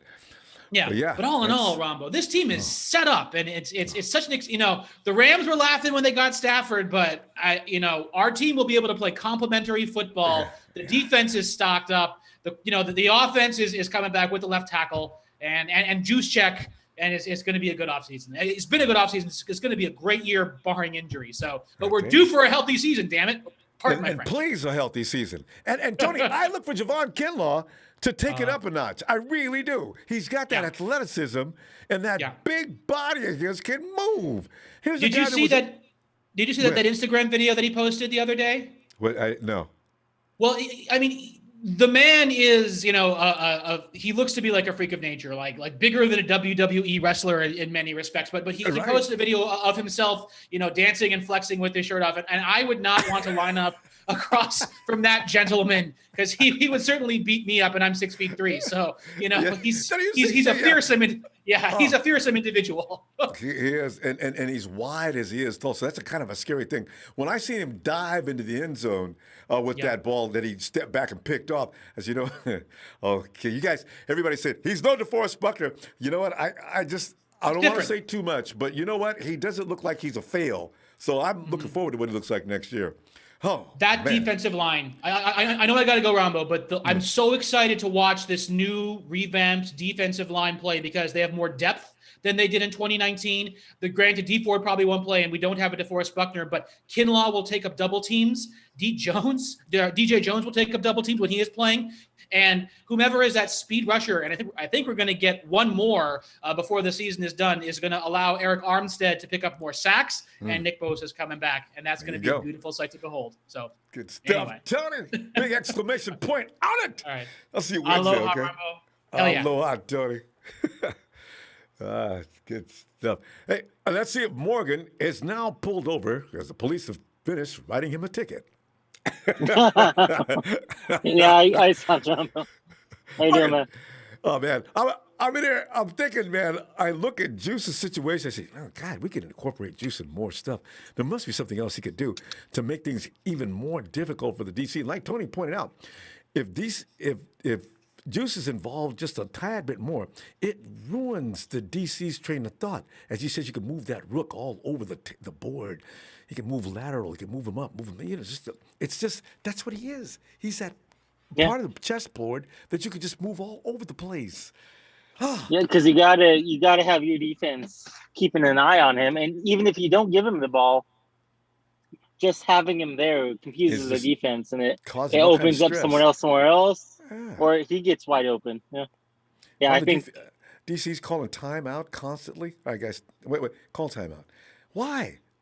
Look at where if I'm Juice is lined up. 49ers, I want to give him above 50% on the field, right? Yes.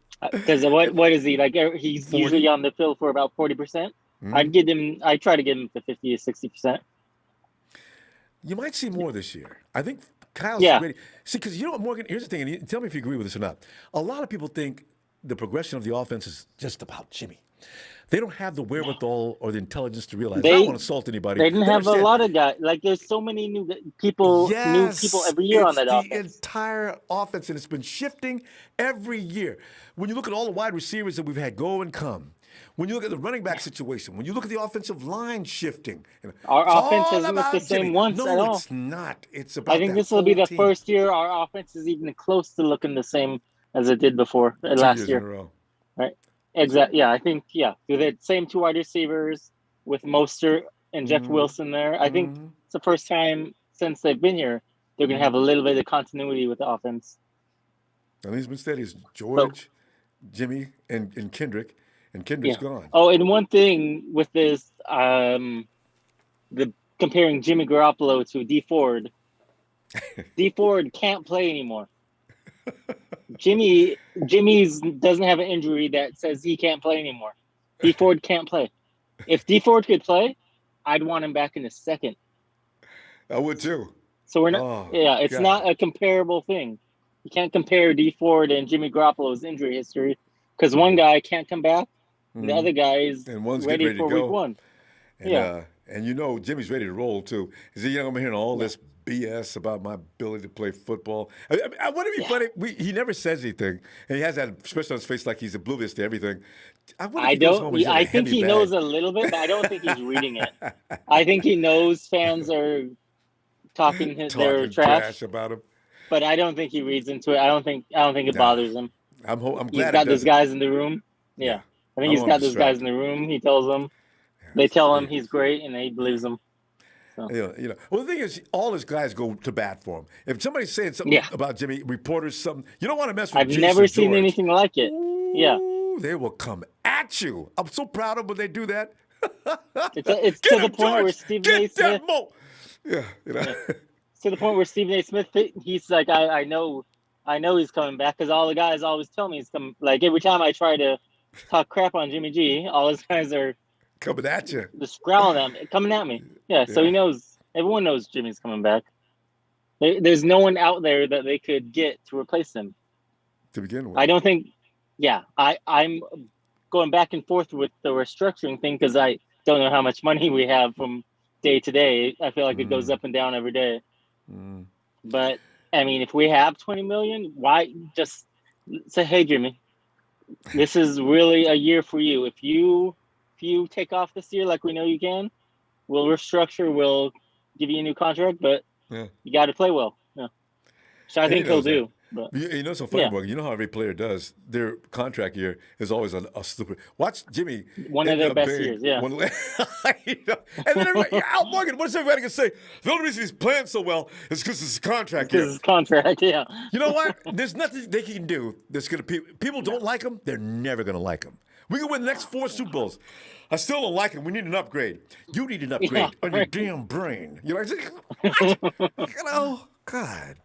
So. But no, I'm really liking the team. This team we're putting together. I think if we get an edge in the draft and we pair him with Samson, maybe like Ojulari, I think this defense could rival 2019's defense, just because we're getting all our guys on the back end back, and we're getting younger on the line. Oh my God. And then we'll see if Quan comes back. I know he's got that vet minimum on his desk, just waiting to see if he wants to sign it.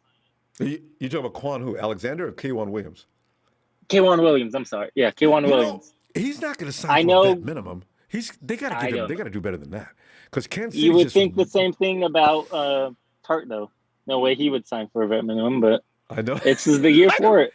So, Tartt didn't expect to come back though. He thought the 49ers didn't want him because he just come off that turf toe. I really wish I could ask him, Jaquiski, why'd you accept such a low? You could have looked at $2 or $3 million. I don't know. I mean, there's just not a lot of offers out there. I think they're lowballing a lot of these guys who are still out there, and they're waiting. I mean, it's scary that it's his second visit to Kansas City because that means maybe they'll up the offer a little bit. But we'll find out Friday. I don't know. Isn't it going to be great? Yeah. K'Wan Williams left Kansas City with and no didn't sign. contract. Oh, because if I still think, a chance. Yeah, I think if there's a choice, like he's got the same contract all around, he's like, okay, who do I want to go to? I think he's going to pick the Niners. He knows that the defense they're building is big time right now. And he understands he can play well in this defense. He can get a contract next year. I mean, how many defenses is going to put your name on it? All right, guys. Jets aren't going to be good next year. Sure. He can play for the Jets maybe for a little more money, but they're not going to be good. That's not going to get him that big contract he wants. Yeah. I mean, Kansas City maybe, but I don't know. We got to go, fam. He won't be the guy they're talking about. Yeah, I know. All right, man. We're gonna go. Well, let's see you Wednesday, okay? All right, we'll see you Wednesday, Ronbo. Looking forward. Thanks, fam. And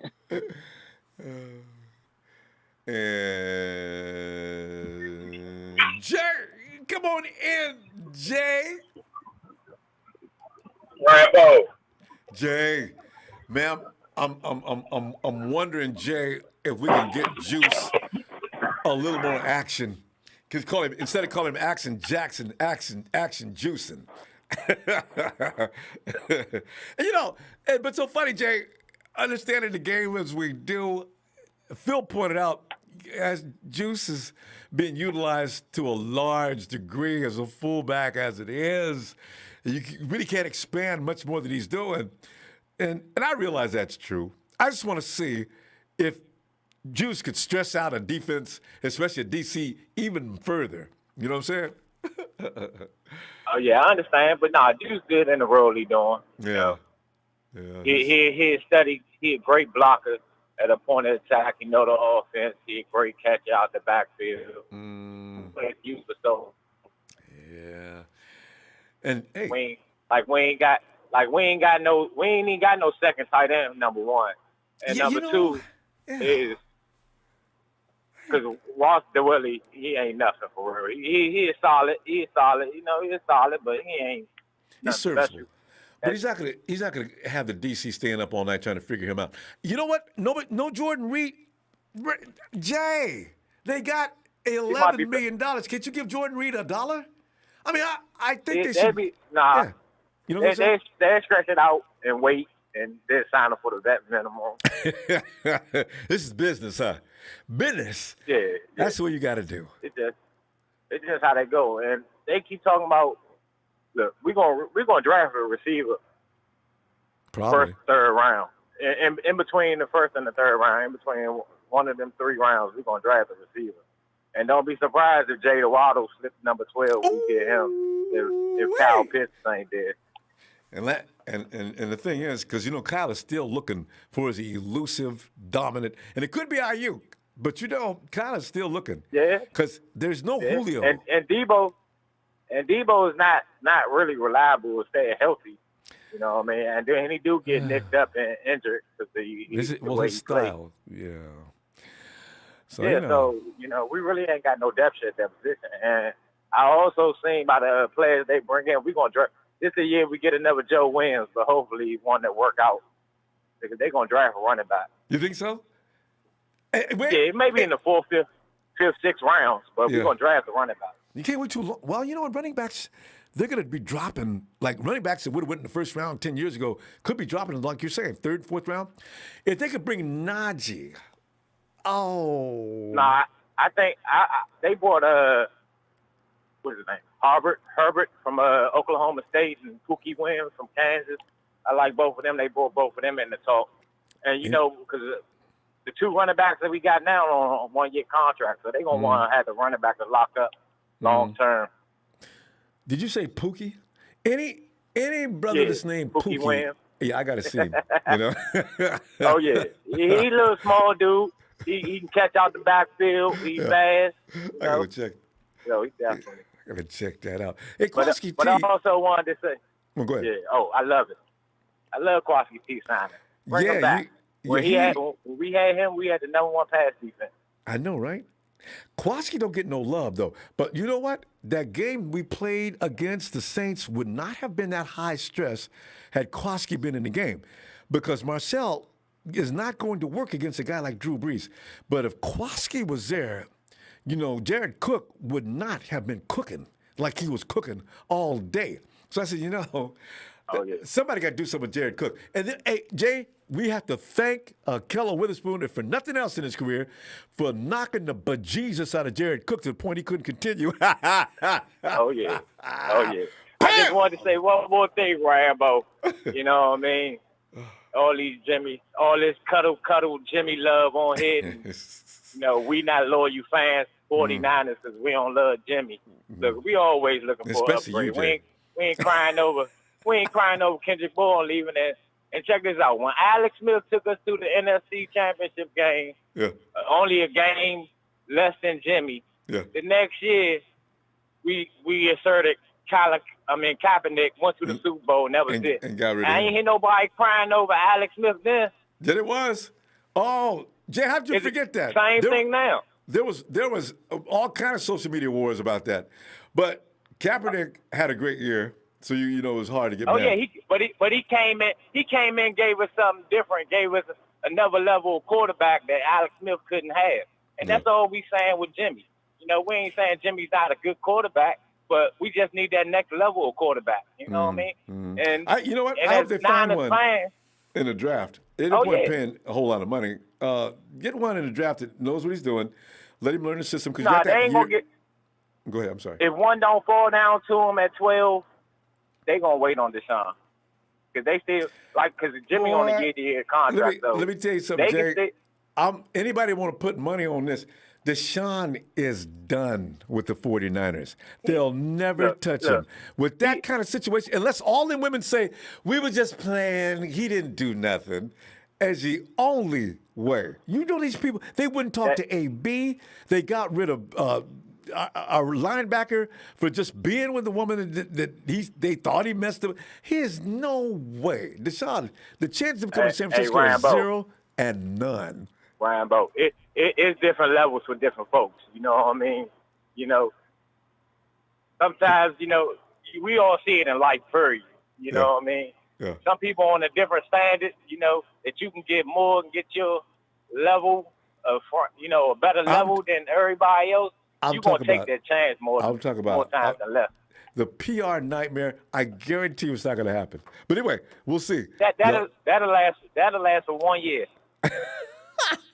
They'll give away for a bottle of soda water. We got to go, Jake. Production's getting noisy like they do every time I go 30 seconds over. Let me see you Wednesday. All right?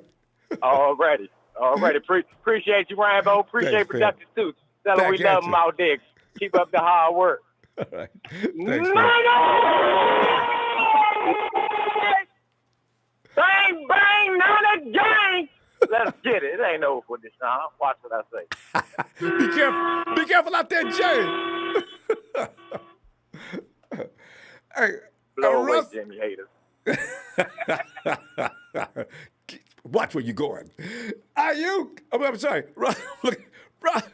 Russell. I'll go by Ayuk. I'll take that. Russ, come on in, man. Hey. Hey, brother. Hey, Niner fam. Hey, I got to say first thing first, I agree with you 100%. There's no way in heck we're going to touch Deshaun after that. Unless, like you said, they all wrote like letters of apology and said we made it up. They will not touch that guy. And say things like, okay, you guys need to blame the Texans because they sent people over to our houses and threatened us and told us if we didn't do this, that they would also end our careers at the work we do. So we did what we had to do. Text me saying, And women lying. Y'all believe anything they say? It's going to take a miracle. He's going to be, these 22 women, this could go on for the next couple of years. So like the 49ers say, well, we'll wait. It's a joke. But, okay, let's just, I ain't going to bother it. But when people start asking me, you remember what they... Go ahead. Go ahead, sir. No, I was going to say, you remember what they did to Michael Vick, and that was about dogfighting, which, don't get me wrong, I don't condone no violence, but I mean, there were people that were going to ban football because he was on the team, and it had nothing to do with the team. He was fighting dogs, and he wasn't even there. But they sure let him know. So, I mean, how would you think they'd feel about there wouldn't be a woman going to those games, and they'd be protesting every single one. I know. That's but another no, thing. I mean, and here's the thing. Michael Vick was one thing, but now you've got this lingering people asking questions all the time. It's just there's no way he's going to. When the Texans are going to find him, you know what, Russ? The Texans might release him. I don't know at what point. But for all 49er fans, the first one going to say they don't, especially if it's proven to be true, 49er fans will not care. And that's what's frightening. That we've gotten to the point now that we don't like Jimmy so much that women being abused, forget that. Get the quarterback. Yeah. Ooh, guys, you're walking down a dark path now. That's not good. No doubt. Yeah. So we'll see. No, that's at least the nice part, though. I think it's one of the reasons why I love our organization. I mean, they believe in doing the right thing, and I mean, just what, a week ago we had Women's Day down there in Santa Clara. Yes. I mean, we have an amazing organization, and I love what they stand for. And that's, morally, that's why you don't want to set the wrong example and send the wrong signal. And the NFL is going to launch their own investigation if they haven't already, right? So it's you don't want to, you're not going to get involved with that situation. But you can still I see still guys on Twitter. Well, 49ers are still interested. Yeah. Full stop. I've seen something today, and I said, I literally, and I'll say this politely, I said, no way in F would they be interested. Come on, guys. We gotta have, and I said it that way. I didn't swear on Twitter, but I just said there's no way in F they would be interested in that. But no, I guess they got to have something to politic on, I guess, Yeah, that's just really unfortunate. In fact, I hope he does get out of it. But right now, that's too many women. All those women are lying on you, Sean? I don't know. We'll see. Well, I think I don't want to make this all about the Texans, but I mean, honestly, actually, I want to know about Juice. Seems so fishy. Yeah, no doubt. Yeah, no. Okay, go ahead. It does seem like a smear, but I want to know it's a smear. How's going to prove that? Anyway, give me something about Juice before we run out of time, though. His expanded role. No, for sure, man. I got to watch the video today on the 49ers homepage, and they were talking about Juice and, talking to Jed and the family. And, so I'm so glad that he was able to stay because I think with the new OC this year, he's going to be a bigger part of our, offense, I think. And at least I'm hoping because he's an amazing athlete with good hands. Kyle's offense is so intricate, so many nuances. Everybody has a role to play. It's not like, this is why when I say people complain about Jimmy's got a role to play. He's not necessarily the dominating figure. He has to do his role as a quarterback and do it well. But as far as him being dependent upon to carry the team, that's not Kyle's style football. Kyle is still the alpha dog on that field. I don't care who's playing. He is the mastermind that's going to beat a team before anybody else. Kyle's going to... Hey, Russell, you remember that time when George Kittle went over? Kyle told him, listen, you do this, and this, and I guarantee you 40 yards. George comes back, yeah? Okay. They go do it. George got 40 yards to the exact drop. That's frightening. Who can do that? I don't think I've seen that. I'll be darned. Yeah. No, I give them credit, though. I mean, I tell you what, 4 years ago when they came on and they said that we had him, I kind of knew a little bit about his offensive engineering, how he worked it and stuff. But I think I fell in love when shortly after they brought on Mr. Lynch, John Lynch, and I was just like, man, I like those two together because between the two, they just seem like A, they want to win, and B, I love the heart that they bring, you know. So I just love the passion. So it's always funny, like we're sitting here like conversating on like, oh no, we're doing this and we're doing that. But we always say, and I think I said this to you a couple times ago when I spoke to you, they know what they're doing. They don't need our input, and they don't want our input. They got it handled. Yep. And they're football guys, Russ. That's what I like about them the most. These are real hardcore football guys. Shanahan grew up with football. Lynch is a Hall of Famer, for God's sakes. These guys know what they're doing. Amen. Word. Hey, Russ, let me see. Russell, who are you on Twitter? Honestly, I know. No, I mean, what's your username? Hold on, sometimes I don't know who I'm think it's talking just to. my regular name. I think it's Russell? just Russell York with the football helmet. Oh, Yeah. okay, I think I've seemed like I've seen that. All right, Russ. Let's. Yeah. Because I gotta be careful. I'm talking rough too. Because some guys get my juices going, and I'll come at them like a madman. You know, I don't want to. Somebody I like, I don't want to do that. All right. No, that's all good. We're all family. We can take it, sir. No problem. All right, brother. You take care, Russ. and good night, fam. All right. See you Have a good night, Wednesday. sir. Night, Russ. Yes, sir. Hey, and big boy Louis says, before we even talk Deshaun, let's make sure he don't get locked up first. It's Jimmy for 2021 QB1 discussion is done. You know, thanks for that contribution. I wonder. See, it looks like the Texans did this, but the Texans did that good of a job. You got double-digit women that come in there and do that. Those women are risking their damn life. They could get. You can't perjure like that. You're not going to be able to say, okay, we're just playing. You girls are just playing? You girls are just going to be playing with the next 5 years and behind bars. Oh, there he is, the Iron Sheik. Ronbo, what's up, man? What's going on, man? How are you? Sheik, awesome, man. Monday, I don't care. I'm loving it. Sheik, but I saw where, I read an article that says where juice could be used a lot more than that. Says, you know what? That's right. Let's take this to the table, man. Is Juice being utilized for all he could do for this offense? I don't know. After reading that, they're right. But Phil brought up some things, too, that knocked me back down to the ground. He says, Juice is not good at picking off the blitz and that type of thing. And he's utilized, he's got a lot of strengths, but he plays about as much as he should. And yeah, we got a lot of moving parts. Yeah, I guess. Juice is paying 40% out there. But Sheik, he's being paid a lot for the next 5 years. He should be able to do a little bit more. Yeah. Anyway, what do you think? Of course. He's a tight end. He's a tight end. He's a blocker. He's a fullback. He can pass once in a while. He might get some play calling in that. I think Kyle Shanahan is like a tied to his hip kind of player, man. He's not going anywhere. Kyle Juszczyk is a freaking baller. That's why they call him Juice, because we love drinking that juice. Because when you have that juice, everybody looks great around him. Yeah. So that's how I look at it with Ronbo. So I'm loving it. I'm loving that signing. That's key. Like the other caller said, if you don't have him, the run game is not what exactly needs to be what Kyle's looking for. You have to have that guy, and that is the guy. Yep. They got to beat the man. He is the man, like Ric Flair. You know what I'm saying? Woo! Because you know what? This is funny. Don't you feel better when Juice missed? What did he miss? 2-3 games?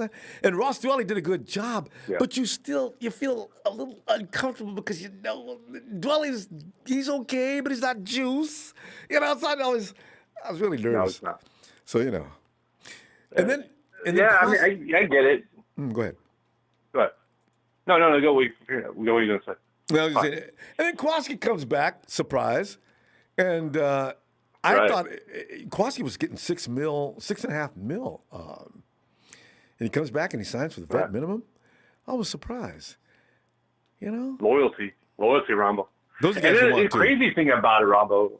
The crazy thing about it is the Jets haven't even picked one guy of us. Like I'm so surprised with that. None, zero, zilch.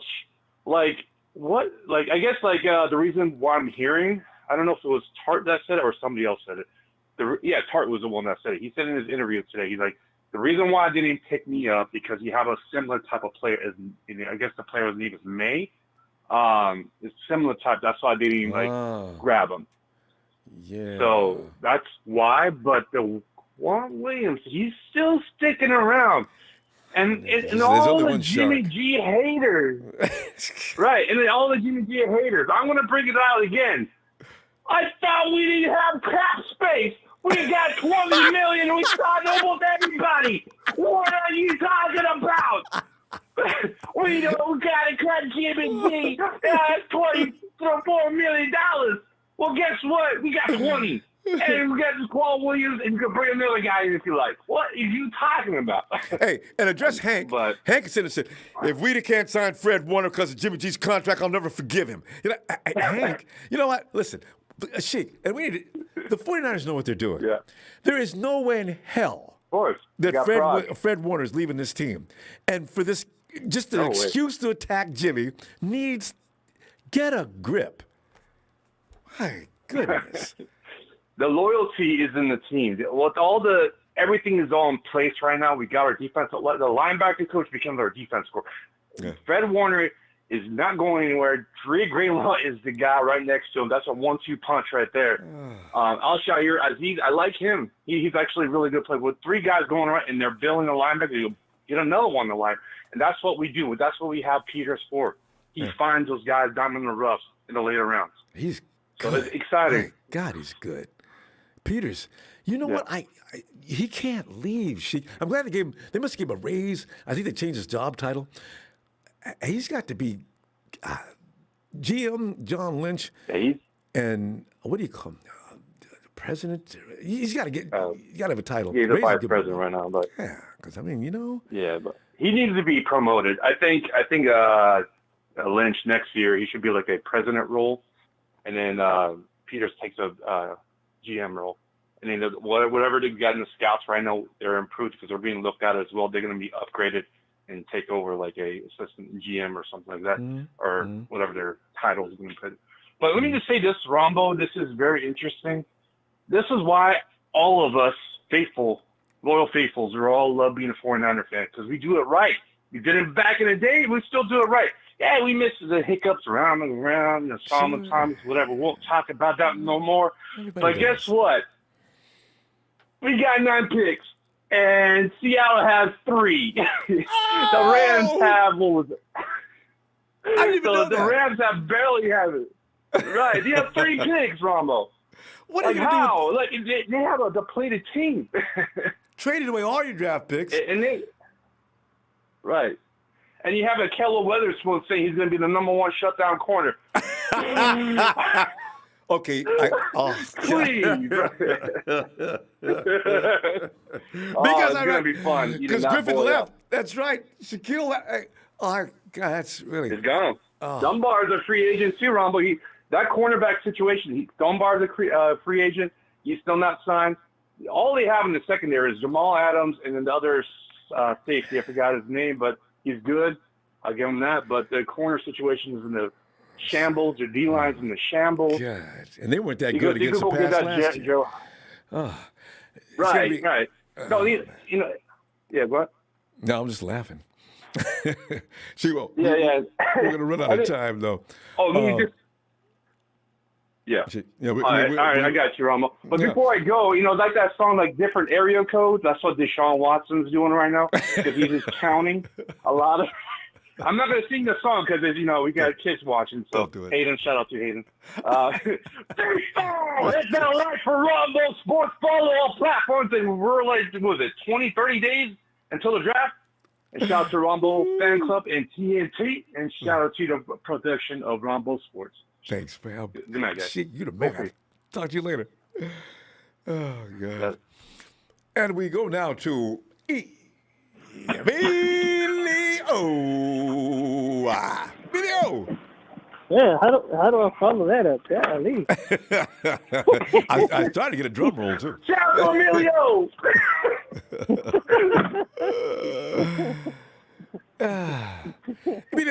As usual, we start out talking about subject matter. Tonight it was Juice. Jaquiski Tartt got re-signed today. But there's always those moments where you have to talk about somebody, and it's fun to talk about 12 to 22 women saying, yes, he did. And you wouldn't believe what he did. I can tell you all about it. Shh. Okay. I have an idea what he did. and see, the thing is, I feel bad about Deshaun, actually. But the thing is, I'm getting a kick out of the Deshaun to the 49ers club is gone nuts. They don't care if he attacked their mama. It's about, we need him in San Francisco. I'm getting a little scared of these people. Yeah, because then he turns them into their baby mama. Yeah. My God. Anyway, yeah, you can talk about that if you want to, but I'm trying to see who thinks Juice should have more time on the field. I mean, he's getting there. I mean, sometimes you wish he was there more. Sometimes, it's more than less because he can do so much. He can block, he can walk and pass.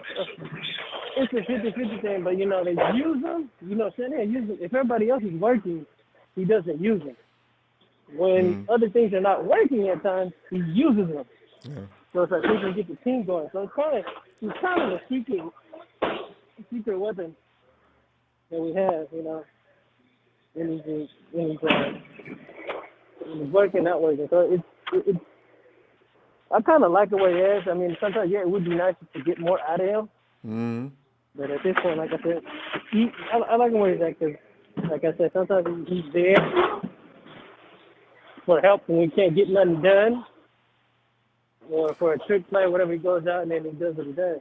Yeah, but I kind of like him where he's at. In that run game, Kyle's hell-bent on that run game working because everything he does pretty much stems from that run game. So he's got Juice assigned there. But you know what? When they get that to a point, I think we may see Juice's role expand anyway, Because we have the same running backs this year as we had last year, finally. So we're going to see. No, like I said, it all depends. Like I said, it all depends. It depends sometimes he's on the field and whatnot. It always, like I said, it always varies with that. Like I said, if third players on the team, we're trying to run up the score, or trying to get the team going. Mm-hmm. He's used for different situations. So like I said, it's very good use. Sometimes it's very something I want to see more of him, but it all depends. Because, Juice wants more jobs, too. That's the thing. Juice is standing around the sideline and probably thinking, I ought to be in there now.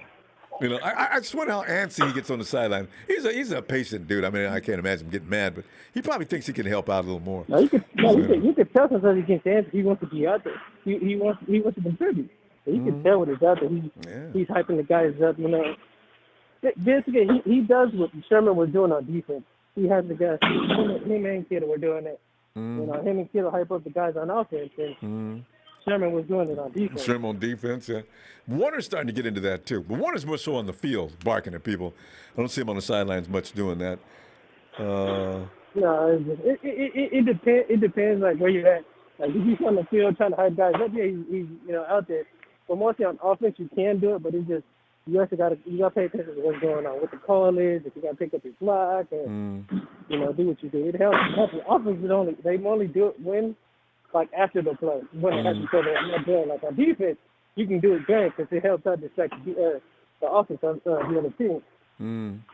George Kittle, he's like, we got fiery guys to lead the team of the youngsters. It'd be nice to get another vet or two in there, though, because that dude. No, it would. It would help.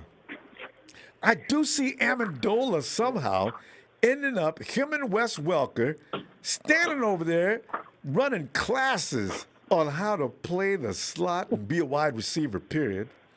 It's going to, he's out there, and they're going to wait. Like people say, they wait till as long as they can and get the dude all worried. He'll sign for 50 cents, He just wants to play. Because you can't take a year off. It depends. At this point, they're trying to get players to peak now. There's a lot of the big ones are signed. Now it's getting players to peak. That's why I think. I said I'm glad the cross card came out, but I think that's what that was. Like, we'll sign, but we don't want to sign for too much. Like I told you yesterday, sometimes they low ball players to get some money. Like I said, that's what they did with Ali. Ali says, I want to check the market. All right, go ahead. We're offering you this much. you didn't get nothing. This You got less. So, like I said, and especially this cash strap year, you fool around and end up sitting out a season. That is not good for a football player's career. Oh, that's bad. So, man. still happened though, Emilio. There's gonna be some like I guys that said, aren't gonna it is play what this it is. year You know, that are good football players. I'm thinking. everybody wants to play. Everybody wants to get paid. But sometimes you either got to make a decision and you want to take a loss, or Pandemic. try to go somewhere else if you can find something better. Yeah, got no cap. You got to take whatever they're offering. And that's what's going to end up happening. That's why we may end up with somebody really good, and we're going to be saying, like, damn, he signed for the vet minimum? Well, hell, it's 3 weeks before the season starts. What's he going to do? A poor guy. So we're going to see. Emilio, so we're going to go. Tell you what, Wednesday, let's see what develops during this course of this crazy week. There's probably going to be more, so I'll be looking for you. All right, man. All right. That'll be you. Good night, man. All right, you too. Hey, Tony. Ronbo, how are you, sir? Tony, doing all right, especially to start the week off. Of course, I haven't had a bad mood in a long time, but today especially feeling kind of zingy. Tony, I'm wondering, and this is going to be fun stuff. You see where every quarterback, every other quarterback, every superstar quarterback is taking a slash in salary to restructure. Did Matty Ice do that? They restructured it, but he doesn't lose any money. Yeah. Now, how they did that, I don't know. Well, that's the art form of those guys sit up in the front office. You can do that by bonuses and things like that, and so remove the number. And there's ways to manipulate that, but because Jimmy still hasn't, and Fred Warner needs to be signed. The 49ers picking up everybody they want to pick up. As a matter of fact, who in Atlanta is not been signed yet that everybody's complaining about and that you'd like to see brought back yourself? Actually, Foye Olakun, I don't know if you heard of him. He was our starting linebacker. He had a Pro Bowl type season last year on the losing team. Somebody was talking about him the other day on the chat. That's who they were talking. I thought he was a college player everybody was all fired up about. No, he's out of Yale. He's a 6th-round draft pick. And he's been doing a good job, though, right? Yeah, he balled out. Kansas City, he was knocking Mahomes them all around in our last game of the season. He had a pick at the goal line. Yeah. He should have made the Pro Bowl, but, on the losing team, they're only going to take 1 or 2 people. But why haven't they signed him? Well, he's not due to be signed until next year. Oh, yeah. See, that's the thing. But I want him to get a deal done now. I want him to get a deal done. We need to lock him up because they're talking about Ronbo, and your lips might be chopping.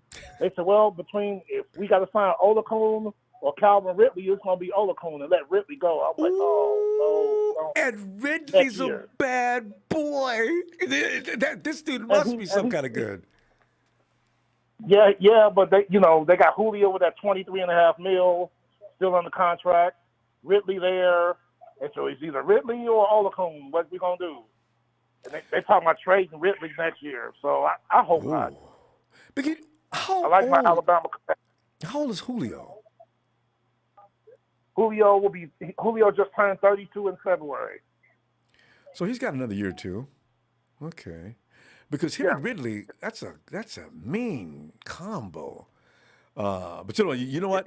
I would, like people were saying when they were talking about 49ers, we were talking about we're going to trade for Deshaun Watson. Give him a first round this year, a first round next year, a first round for as long as they want a first round, and we're going to send Nick Bosa too.